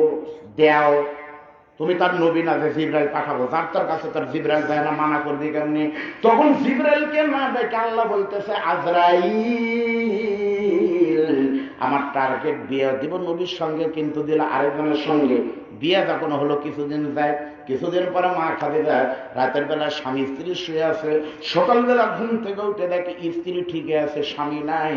ইযা জাআ আজালুহুম লা ইস্তাখিরুনা সাআতান ওয়া লা ইস্তাকদিমুন, 1 ইঞ্চি সময় পাবেন না, যখন তার যেভাবে আছে সেইভাবেই কিন্তু মৃত্যু হবে। মা খাদিজার স্বামী যখন মারা গেছে, মা খাদিজা কাঁদতেছে আর বলতেছে, কি হলো, আমি বিধবা হয়ে গেলাম। এটা কিন্তু কাঁদবেন না, এটা কিন্তু আল্লাহর ঈমানি পরীক্ষা। ওয়ালা নাবলুওয়ান্নাকুম বিশাইইন মিনাল খাউফি ওয়াল জু'i ওয়া নাকসিন মিনাল আমওয়ালি ওয়াল আনফুসি ওয়াস সামারাত ওয়া বাশশিরিস সাবিরিন। আপনি কয় নাম্বার ঈমানদার, এটা কিন্তু আল্লাহ বিপদ দিয়ে পরীক্ষা করবে, ধরে বলেন ঠিক না ঠিক? মা খাদিজার প্রথমবার যখন স্বামী মারা গেছে, খাদিজা কাঁদতেছে আর বলতেছে, আমার নসিব খারাপ, আমার ভাগ্য খারাপ। খাদিজার বাবা বলতেছে, বাবা ও মা খাদিজা, তোমার একটা বিয়ে হয়েছে, তাই কি হয়েছে মামনি, আমি বাবা যদি বেঁচে থাকি তোমাকে আমি আবার বিয়ে দিব। কিছুদিন পর নিয়ে খাদিজা একজন্য যখন বিয়ের পয়গাম পাঠাইছে, আপনারা বলেন তো প্রথমবার যদি 50 জন যুবক আর ঘটক বিয়ের জন্য দরখাস্ত করে, বিধবা খাদিজার জন্য কি বেশি হবে না দ্বিতীয়বার কম হবে? কম হবে। মিথ্যা কথা, ঘোড়ার ডিম, বুঝলেন? বেশি হবে, কারণ প্রথমবার তারা চান্স পায়নি, ওরা তো আছেই। আর নতুন করে আরো 2-4 জন আসছে বাইরে থেকে, তাহলে বেশি হয় না কম হয়? আমি আব্দুল বাড়ি রশিদে যদি শেষ পর্যন্ত আর 60 বার পারি, আর এরপরে যদি আমি এলাকায় আসি, বলেন তো তাহলে কি লোক কম হবে না বেশি হবে? প্রথম যখন লোক আসলাম দেখলাম কেউ কায়ফে আছে, কেউ শুয়ে আছে, কেউ রোহিঙ্গার মতো শিখে আছে, আর এখন তাকায় দেখেন খেতা নিচে থেকে বাড়ায় যাচ্ছে। ধরে বলেন ঠিক না? দ্বিতীয়বার মা খাদিজাকে যখন বলছে বিয়ে দিব, অনেকগুলো যুবক আর ঘটকের ভিতর থেকে মা খাদিজার জন্য যখন ছেলে পছন্দ করছে, দ্বিতীয়বার খাদিজাকে যখন বিয়ে দেওয়া হলো, আল্লাহ টার্গেট হলো আমি বিয়ে দেব নবীর সঙ্গে, আবার ভুল করলো। আজরাইলকে বলতেছে, রে আজরাইল, যতদিন পর্যন্ত মা খাদিজার বয়স 40 পূর্ণ না হবে আর নবীর বয়স 25 বছর না হবে, খাদিজার বাবা দিতেই থাকবে, আর তুমি 6 মাস পর পর মারতেই থাকবা। নির্দেশকাল যখন দিয়ে দিয়েছে, 6 মাস হয়ে গেছে, রাতের বেলা স্বামী স্ত্রী নাক দেখতেছে, সকালবেলা উঠে খাদিজা দেখে নাক আছে, নিঃশ্বাস নাই, চেয়ার আছে, নেতা নাই। সঙ্গে সঙ্গে খাদিজা কামতেছে আর বলতেছে, আমার ভাগ্য খারাপ। দুইটা স্বামী মারা যাওয়ার পর খাদিজা বিধবা হয়ে যখন গড়াগড়ি দেয়, আল্লাহ তাআলা ডাকতে বলতেছে, খাদিজা কান্দো না, খাদিজা কাঁদো না, তোমার প্রতি কিন্তু আমি খুশি খাদিজা, কিন্তু তুমি এখন টের পাচ্ছ না। তোমার 2টা স্বামী মারা যাওয়ার কারণ হলো, পরপর 2 স্বামী যদি মারা না যেত, মোহাম্মদ নামক রেল গাড়িটা খাদিজা নামক স্টেশনে এসে দাঁড়াতো না। লিল্লাহি তাকবীর।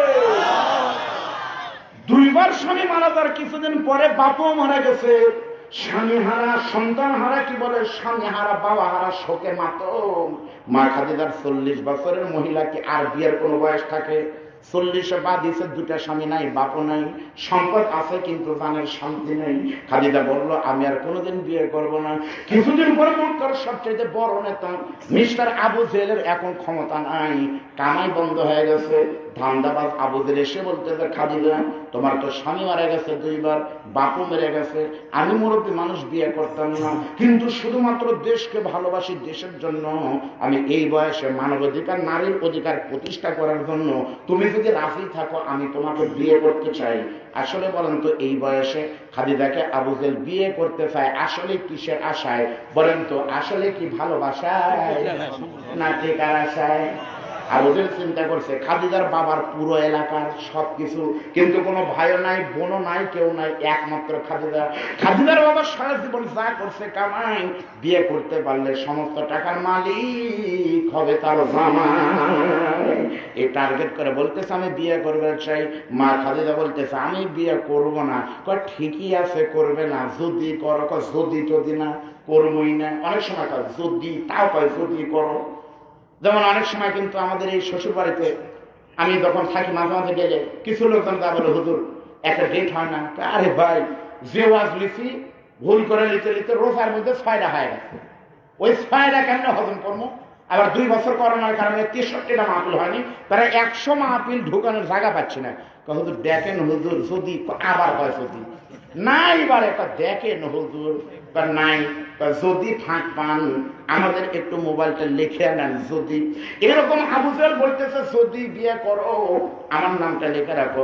আম্মাজান খাদিজা দাসী মায়েশারা পিএস কে বলতেছে, লিখে রাখো তো, মুরব্বী একটু ঠান্ডা হোক। কিছুদিন পরে অভ্যাসে বলতেছে, আমি করব। কিছুদিন পরে মুগিরা সে বলতেছে, আমি করব। আবু জেহেল, অভ্যাস সাহেব বা মুগিরা স্যার নেতা এক খাদিজার জন্য পাগল পারা যখন হয়ে গেছে, কিন্তু মা খাদিজা কাউকে বিয়ে করবে না, সমস্ত প্রত্যাখ্যান করেছে। কিন্তু মা খাদিজার বয়স যখন 40 হলো, এমন একটা ঘটনা একদিন দুপুরবেলা ঘটেছে। ওই ঘটনা দেখে মা খাদিজা, মক্কার সবচাইতে গরিব মানুষ, আমাদের নবীকে একদিনের ঘটনার কারণে বিয়ের পয়গাম পাঠাইছে। কি হয়েছিল? মা খাদিজার বাবার একটা বাড়ি ছিল দোতলা, ধরে বলেন কতলা? ওই দোতলা বাড়ির বেলকনিতে বসে মা খাদিজা খেজুর চাবাচ্ছে, খেজুর খাচ্ছে। মা খাদিজার দাসীর নাম ছিল মাইসারা। আর রাহিকুল মাকতুম কিতাব প্রথম খণ্ড 5 নম্বর পৃষ্ঠায় দেখবেন সেই মাইসারের সঙ্গে খাদিজা গল্প করছে। গল্প করতে করতে এমন সময় মা খাদিজার নজর চলে গেছে মক্কার মরুভূমির দিকে। মা খাদিজা তাকিয়ে দেখে প্রচন্ড রোদের ভিতরে মক্কার গরম কিন্তু বাংলাদেশের চাইতে আরো কঠিন। কারণ বাংলাদেশে কিন্তু মাটি, এজন্য গরম কম হয়, কিন্তু সৌদি আরবে বালু কিন্তু তেজ বেশি হয়। এজন্য মক্কার নিয়ম হলো রাতের বেলা মানুষেরা উট দুম্বা ছাগল চড়ায়, কেনাকাটা সমস্ত হাট বাজার কিন্তু রাতের বেলা হয়। আপনাদের যেমন বনানী দেখলাম রাতে হাট হচ্ছে, ওই রকম মা খাদিজাতুল কুবরার সময় কিন্তু দিনের বেলায় কোনো রাখাল মাঠে বের হতো না, এতই রোদ। কিন্তু মা খাদিজার রোদের ভিতরে তাকায় তাকায় দেখতেছে বেলকনি দিয়ে প্রচন্ড রোদের ভিতরে কোনো মানুষ নাই, রাখাল নাই, শুধুমাত্র একটা রাখাল ও দুম্বা আর ছাগল চড়াইতেছে। মা খাদিজা ডাক দিয়ে বলতেছে, দাসী এই প্রচন্ড রোদের ভিতরে ওই যে টুপি মাথায় দিয়ে একটা হুজুর দুম্বা চড়াইতেছে, উট চড়াইতেছে, ওই রাখালের পরিচয় কি, তার নাম জানতে চাই। খাদিজার দাসী বলতেছে, আপনি কি ছিলেন না ও নেত্রী? ওই মোহাম্মদ হলো তার নাম, বাবার নাম আব্দুল্লাহ। কয়েকদিন আগে তার চাচা আবু তালেব এসে আপনাকে বলেছিল আপনার এতিম ভাতিজা মোহাম্মদকে একটু, আমার ভাতিজাকে তুমি একটু কাজে নাও।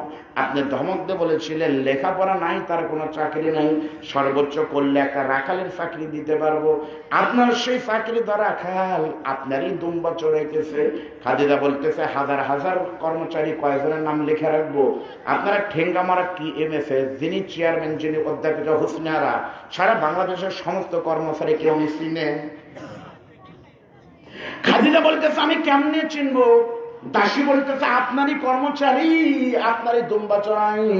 সব রাখাল ঘুম পারে কিন্তু ঘুম পারে না, দায়িত্ব অবহেলা করে না, তাই চড়াইতেছে। দাসী বলতেছে এই কথা।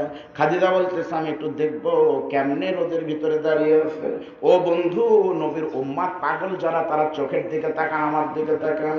এই দৃশ্য দেখার জন্য মক্কার সব চাইতে ধনবতী, গুণবতী, রূপবতী, রমণী খাদিজা দোতলা বাড়ির বেলকনি থেকে এক পা দুপা করতে করতে নামতে নামতে যেখানে নবী ছাগল চড়াইতেছে আল্লাহ নবীর পায়ের কাছে এসে দেখে, দূর থেকে দেখা যায় নবীর মাথায় ছাতা নাই, পায়েও কোনো জুতা নাই, কিন্তু কাছে এসে দেখা যায় নবীর পায়ের কাছে ছাতার একটু ছাতার মতো মেঘের মতো কালো দেখা যায়। খাদিজা চিন্তা করে, এটা আবার কিসের রোদের মতো ছায়ার মতো ছাতা দেখা যায়। ওই নীল ছায়া বরাবর যখন তাকাইছে, তাকাই দেখতে পারে নবীর মাথায় ছাতা নাই, পায়ে জুতা নাই। এজন্য গরিব নবীকে কষ্ট না দেওয়ার জন্য আমার আল্লাহ তাআলা বিশেষ হুকুমে নবীর মর্যাদার কারণে ভবিষ্যৎ প্রজন্মের নবীকে রোদের পরিবর্তে ছাতার পরিবর্তে আল্লাহ তাআলা নবীর মাথায় একখণ্ড মেঘ মালা পাঠিয়ে দিয়েছে। নবী ডানে গেলে মেঘটা ডানে যায়, নবী বামে গেলে মেঘ যখন বামে যায়। এই দৃশ্য দেখে মা খাদিজা একেবারে কিংকর্তব্য মুখের দিকে তাকিয়ে দেখে এত সুন্দর মুখে দাঁড়িয়ে, কিন্তু সৌন্দর্য মনে হচ্ছে পৃথিবীর শ্রেষ্ঠ নূর, নূর চমকাচ্ছে। কিতাবে আছে রোদের ভিতরে নবী যখন বের হতেন, আল্লাহ নবীর শরীর থেকে যখন রোদের ভিতরে এক ফোঁটা দু ফোঁটা করে যখন নবীর শরীর থেকে মেঘের কি বলে আপনার ওই ঘামের দানাগুলো পড়তো, দূর থেকে মনে হতো নবীর মুখ থেকে কোনো ঘামের দানা নয়, মনে হতো নবীর মুখ থেকে মেশকাম্বরের সুঘ্রাণ মাটিতে পড়েছে। এই দৃশ্য দেখে মা খাদিজা এক দৌড়ে বাড়িতে গেলেন। এক দৌড়ে বাড়িতে গিয়ে কোনো বক্তব্য নাই, শুধু একই কথা, আমি এটা কি দেখলাম, কি দেখলাম।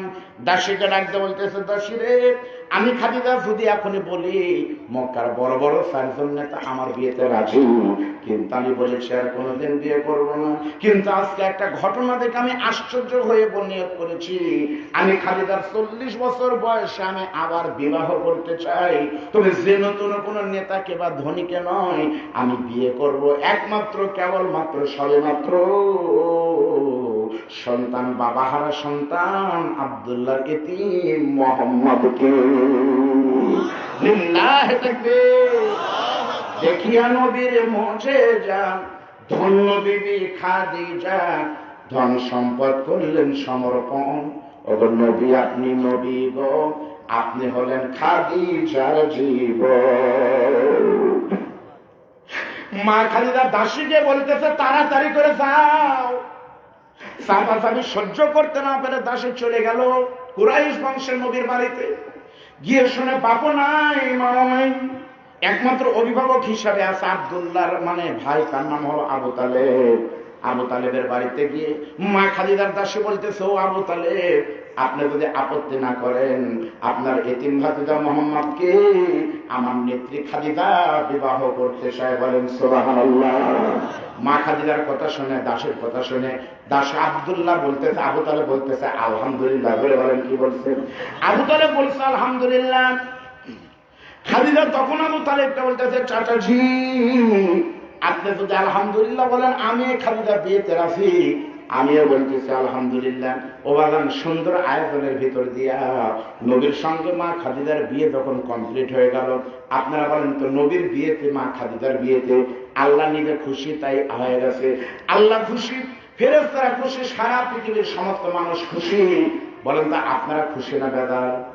তাহলে যারা হলেন খুশি তারা মুখে নিয়ে হাসি, উঁচু করে কান্না, দাওয়াত পাননি তাই কি হয়েছে? সবাই বলেন না সুবহানাল্লাহ। নবীর বিয়েতে সবাই যখন বলছে সুবহানাল্লাহ, শুধুমাত্র 4 জন লোকের মন খারাপ করছে নাউজুবিল্লাহ। আপনারা বলেন তো ভাই সেই 4 জন কোন 4 জন? এই যে মুরব্বী বলতেছে ওই 4 জন তারা নাম লেখা ঠিক আছে, চান্স পায়নি। আবু বকর শুনছে মা খাদিজার বিয়ে হয়ে গেছে, তবে মুহাম্মদের সঙ্গে যখন বিয়ে হয়েছে, সাইবা শুনছে বিয়ে হয়ে গেছে, মুগিরা শুনছে বিয়ে হয়ে গেছে, 4 নেতা তখন শুনছে বিয়ে হয়ে গেছে। 4 নেতা তখন একজোট হয়ে মোহাম্মদ নবীর বিরুদ্ধে স্লোগান দিচ্ছে আর বলতেছে মোহাম্মদকে বিয়ে করে খাদিজা ঠকে গেছে, ঠকে গেছে, ঠকে গেছে, তালি দিচ্ছে ঠকে গেছে। আমাদের প্রশ্ন হলো মোহাম্মদকে বিয়ে করে খাদিজা ঠকুক না জিতুক সেটা তোমরা বলার কি? খাদিজা বললে বলতে পারে, বলে বলেন ঠিক না বেঠিক? তখন 4 জন মিলে বলতেছে মোহাম্মদকে বিয়ে করে খাদিজা ঠকে গেছে। এই স্লোগান যখন অলিতে গলিতে হুজুরের বিরুদ্ধে বলতেছে, হুজুরের কোনো অপরাধ ছিল না, শুধুমাত্র ভালো জায়গায় চান্স পাওয়াতে কিন্তু হুজুর খারাপ হয়ে গেছে। আজও বাংলাদেশের কিছু মানুষ আছে, হুজুররা হবে মসজিদের ইমাম, হুজুররা হবে মসজিদের খাদেম, হুজুররা হবে মুয়াজ্জিন, হুজুররা হবে মাদ্রাসার হুজুর, হুজুররা যখন কমিশনার হয়, হুজুররা যখন এমপি হয়, হুজুররা যখন মন্ত্রী হয়, হুজুররা যখন দামি গাড়ি নিয়ে চলে, কিছু কিছু মানুষ হয় এগুলো হুজুর তো আগে জাহান্নামে যাবে। বলে বলেন ঠিক না বেঠিক? কিছু লোক সমাজের আছে, হুজুর আপনার বেতন কত? 60,000। ওয়াজ করে কত পান? ভাই বেশি না ভাই, 60-70। নবী ভাবে ওয়াজ করে টাকা লিখছে লাইনি। আমার ভাই দেখছি আমার একটা গাড়ি আছে, গাড়ি আমাকে এক জায়গায় বলতেছে হুজুর গাড়ি কি আপনার? আমি বললাম হ্যাঁ ভাই। কাগজপত্র আপনার? কেন আমার হলে কাগজপত্র আমার নামে হবে না? মানুষ সঙ্গে হচ্ছে কি হুজুর ভ্যানে চলে আসবে, হুজুর আপনারই? আমি বললাম হ্যাঁ আবার এ ড্রাইভার কাগজটা আমি দেখেন। তাই হুজুর নবী ঘোড়ার চড়ে উঠে চড়ে দিনের দাওয়াত দিছে, আর এখনকার হুজুরেরা গাড়ি চড়ে ঘুরে। তাহলে বললাম ভাই তাহলে আপনি তো বললেন এই এলাকার সব হুজুর আল্লাহ আমাকে দিচ্ছে হুজুর, এই যে এখান থেকে শুরু করে একদম মালিপাড়া মাদ্রাসা পর্যন্ত যা আছে সব আমাকে 3 ভাই। এবার বাইপাসের সাথে রাস্তা বড় হয় হুজুর, পিছনের টাকা সামনে দেয় 6 কোটি টাকা পাচ্ছি, আলুর একটা স্টোর করে চলে আমার হুজুর। ইটার 2টা ভাটা দিচ্ছে সুজাবাদ, ওই রবিউল হাতের ভাটার সাথে 2টা KYZ এই 2টাই আমার হুজুর। মানে এলাকার যা আছে সব আমাকে 3 ভাই। তাহলে ভাই আপনাকে যদি সব হয় আল্লাহর কিছু নাই, এই মানে এই এলাকার মধ্যে আপনাকে 3 ভাইয়ের ছাড়া আল্লাহর কিছু নাই, তা আসিল না হুজুর? আল্লাহর কিছু আসিল না? আমরা 3 ভাই মিলে কোনো বুদ্ধি না পেয়ে আমার মার সাথে পরামর্শ করে আমাদের ওই যে পিছনের যে জায়গা আছে পুকুরের ধারে, ওখানে একটা মসজিদ করে দিছে, মাদ্রাসা করছে। আল্লাহর কিছু আসিল না, আমরা 3 ভাই মিলে 10 শতক আল্লাহ দিছি, আমরাই দিছি। আমার জান খালিদার সঙ্গে যখন নবীর বিয়ে হলো, 4 তেলতেলা গোয়েন্দার বেজার চলে, বলেন ঠিক না ঠিক? ওরা 4 জন মিলে যখন নবীর বিরোধিতা শুরু করেছে, মা খালিদার কাছে যখন খবর চলে গেল, আম্মা জান খালিদা তখন চাচা আবু তালেবকে ডাকতে বলে, চাচা আবু তালেব চার নেতা তো সব সময় বলতেছে মোহাম্মদকে বিয়ে করে আমি ঠকে গেছি, আমি খাদিজা ঠকে গেছি না জিতে গেছি। এটা প্রমাণ করার জন্য আগামী কাল স্যার নেতাকে আমাকে বাসার দাওয়াত দেন। সুবহানাল্লাহ। ভালো করে কিন্তু বলবেন, নবীর চাচা আবু তালেব গিয়ে আবু জেহেল ওতবা সাহেবা মুগিরা স্যার নেতাকে তখন বলতেছে, স্যার নেতা গো তোমাদেরকে মা খাদিজা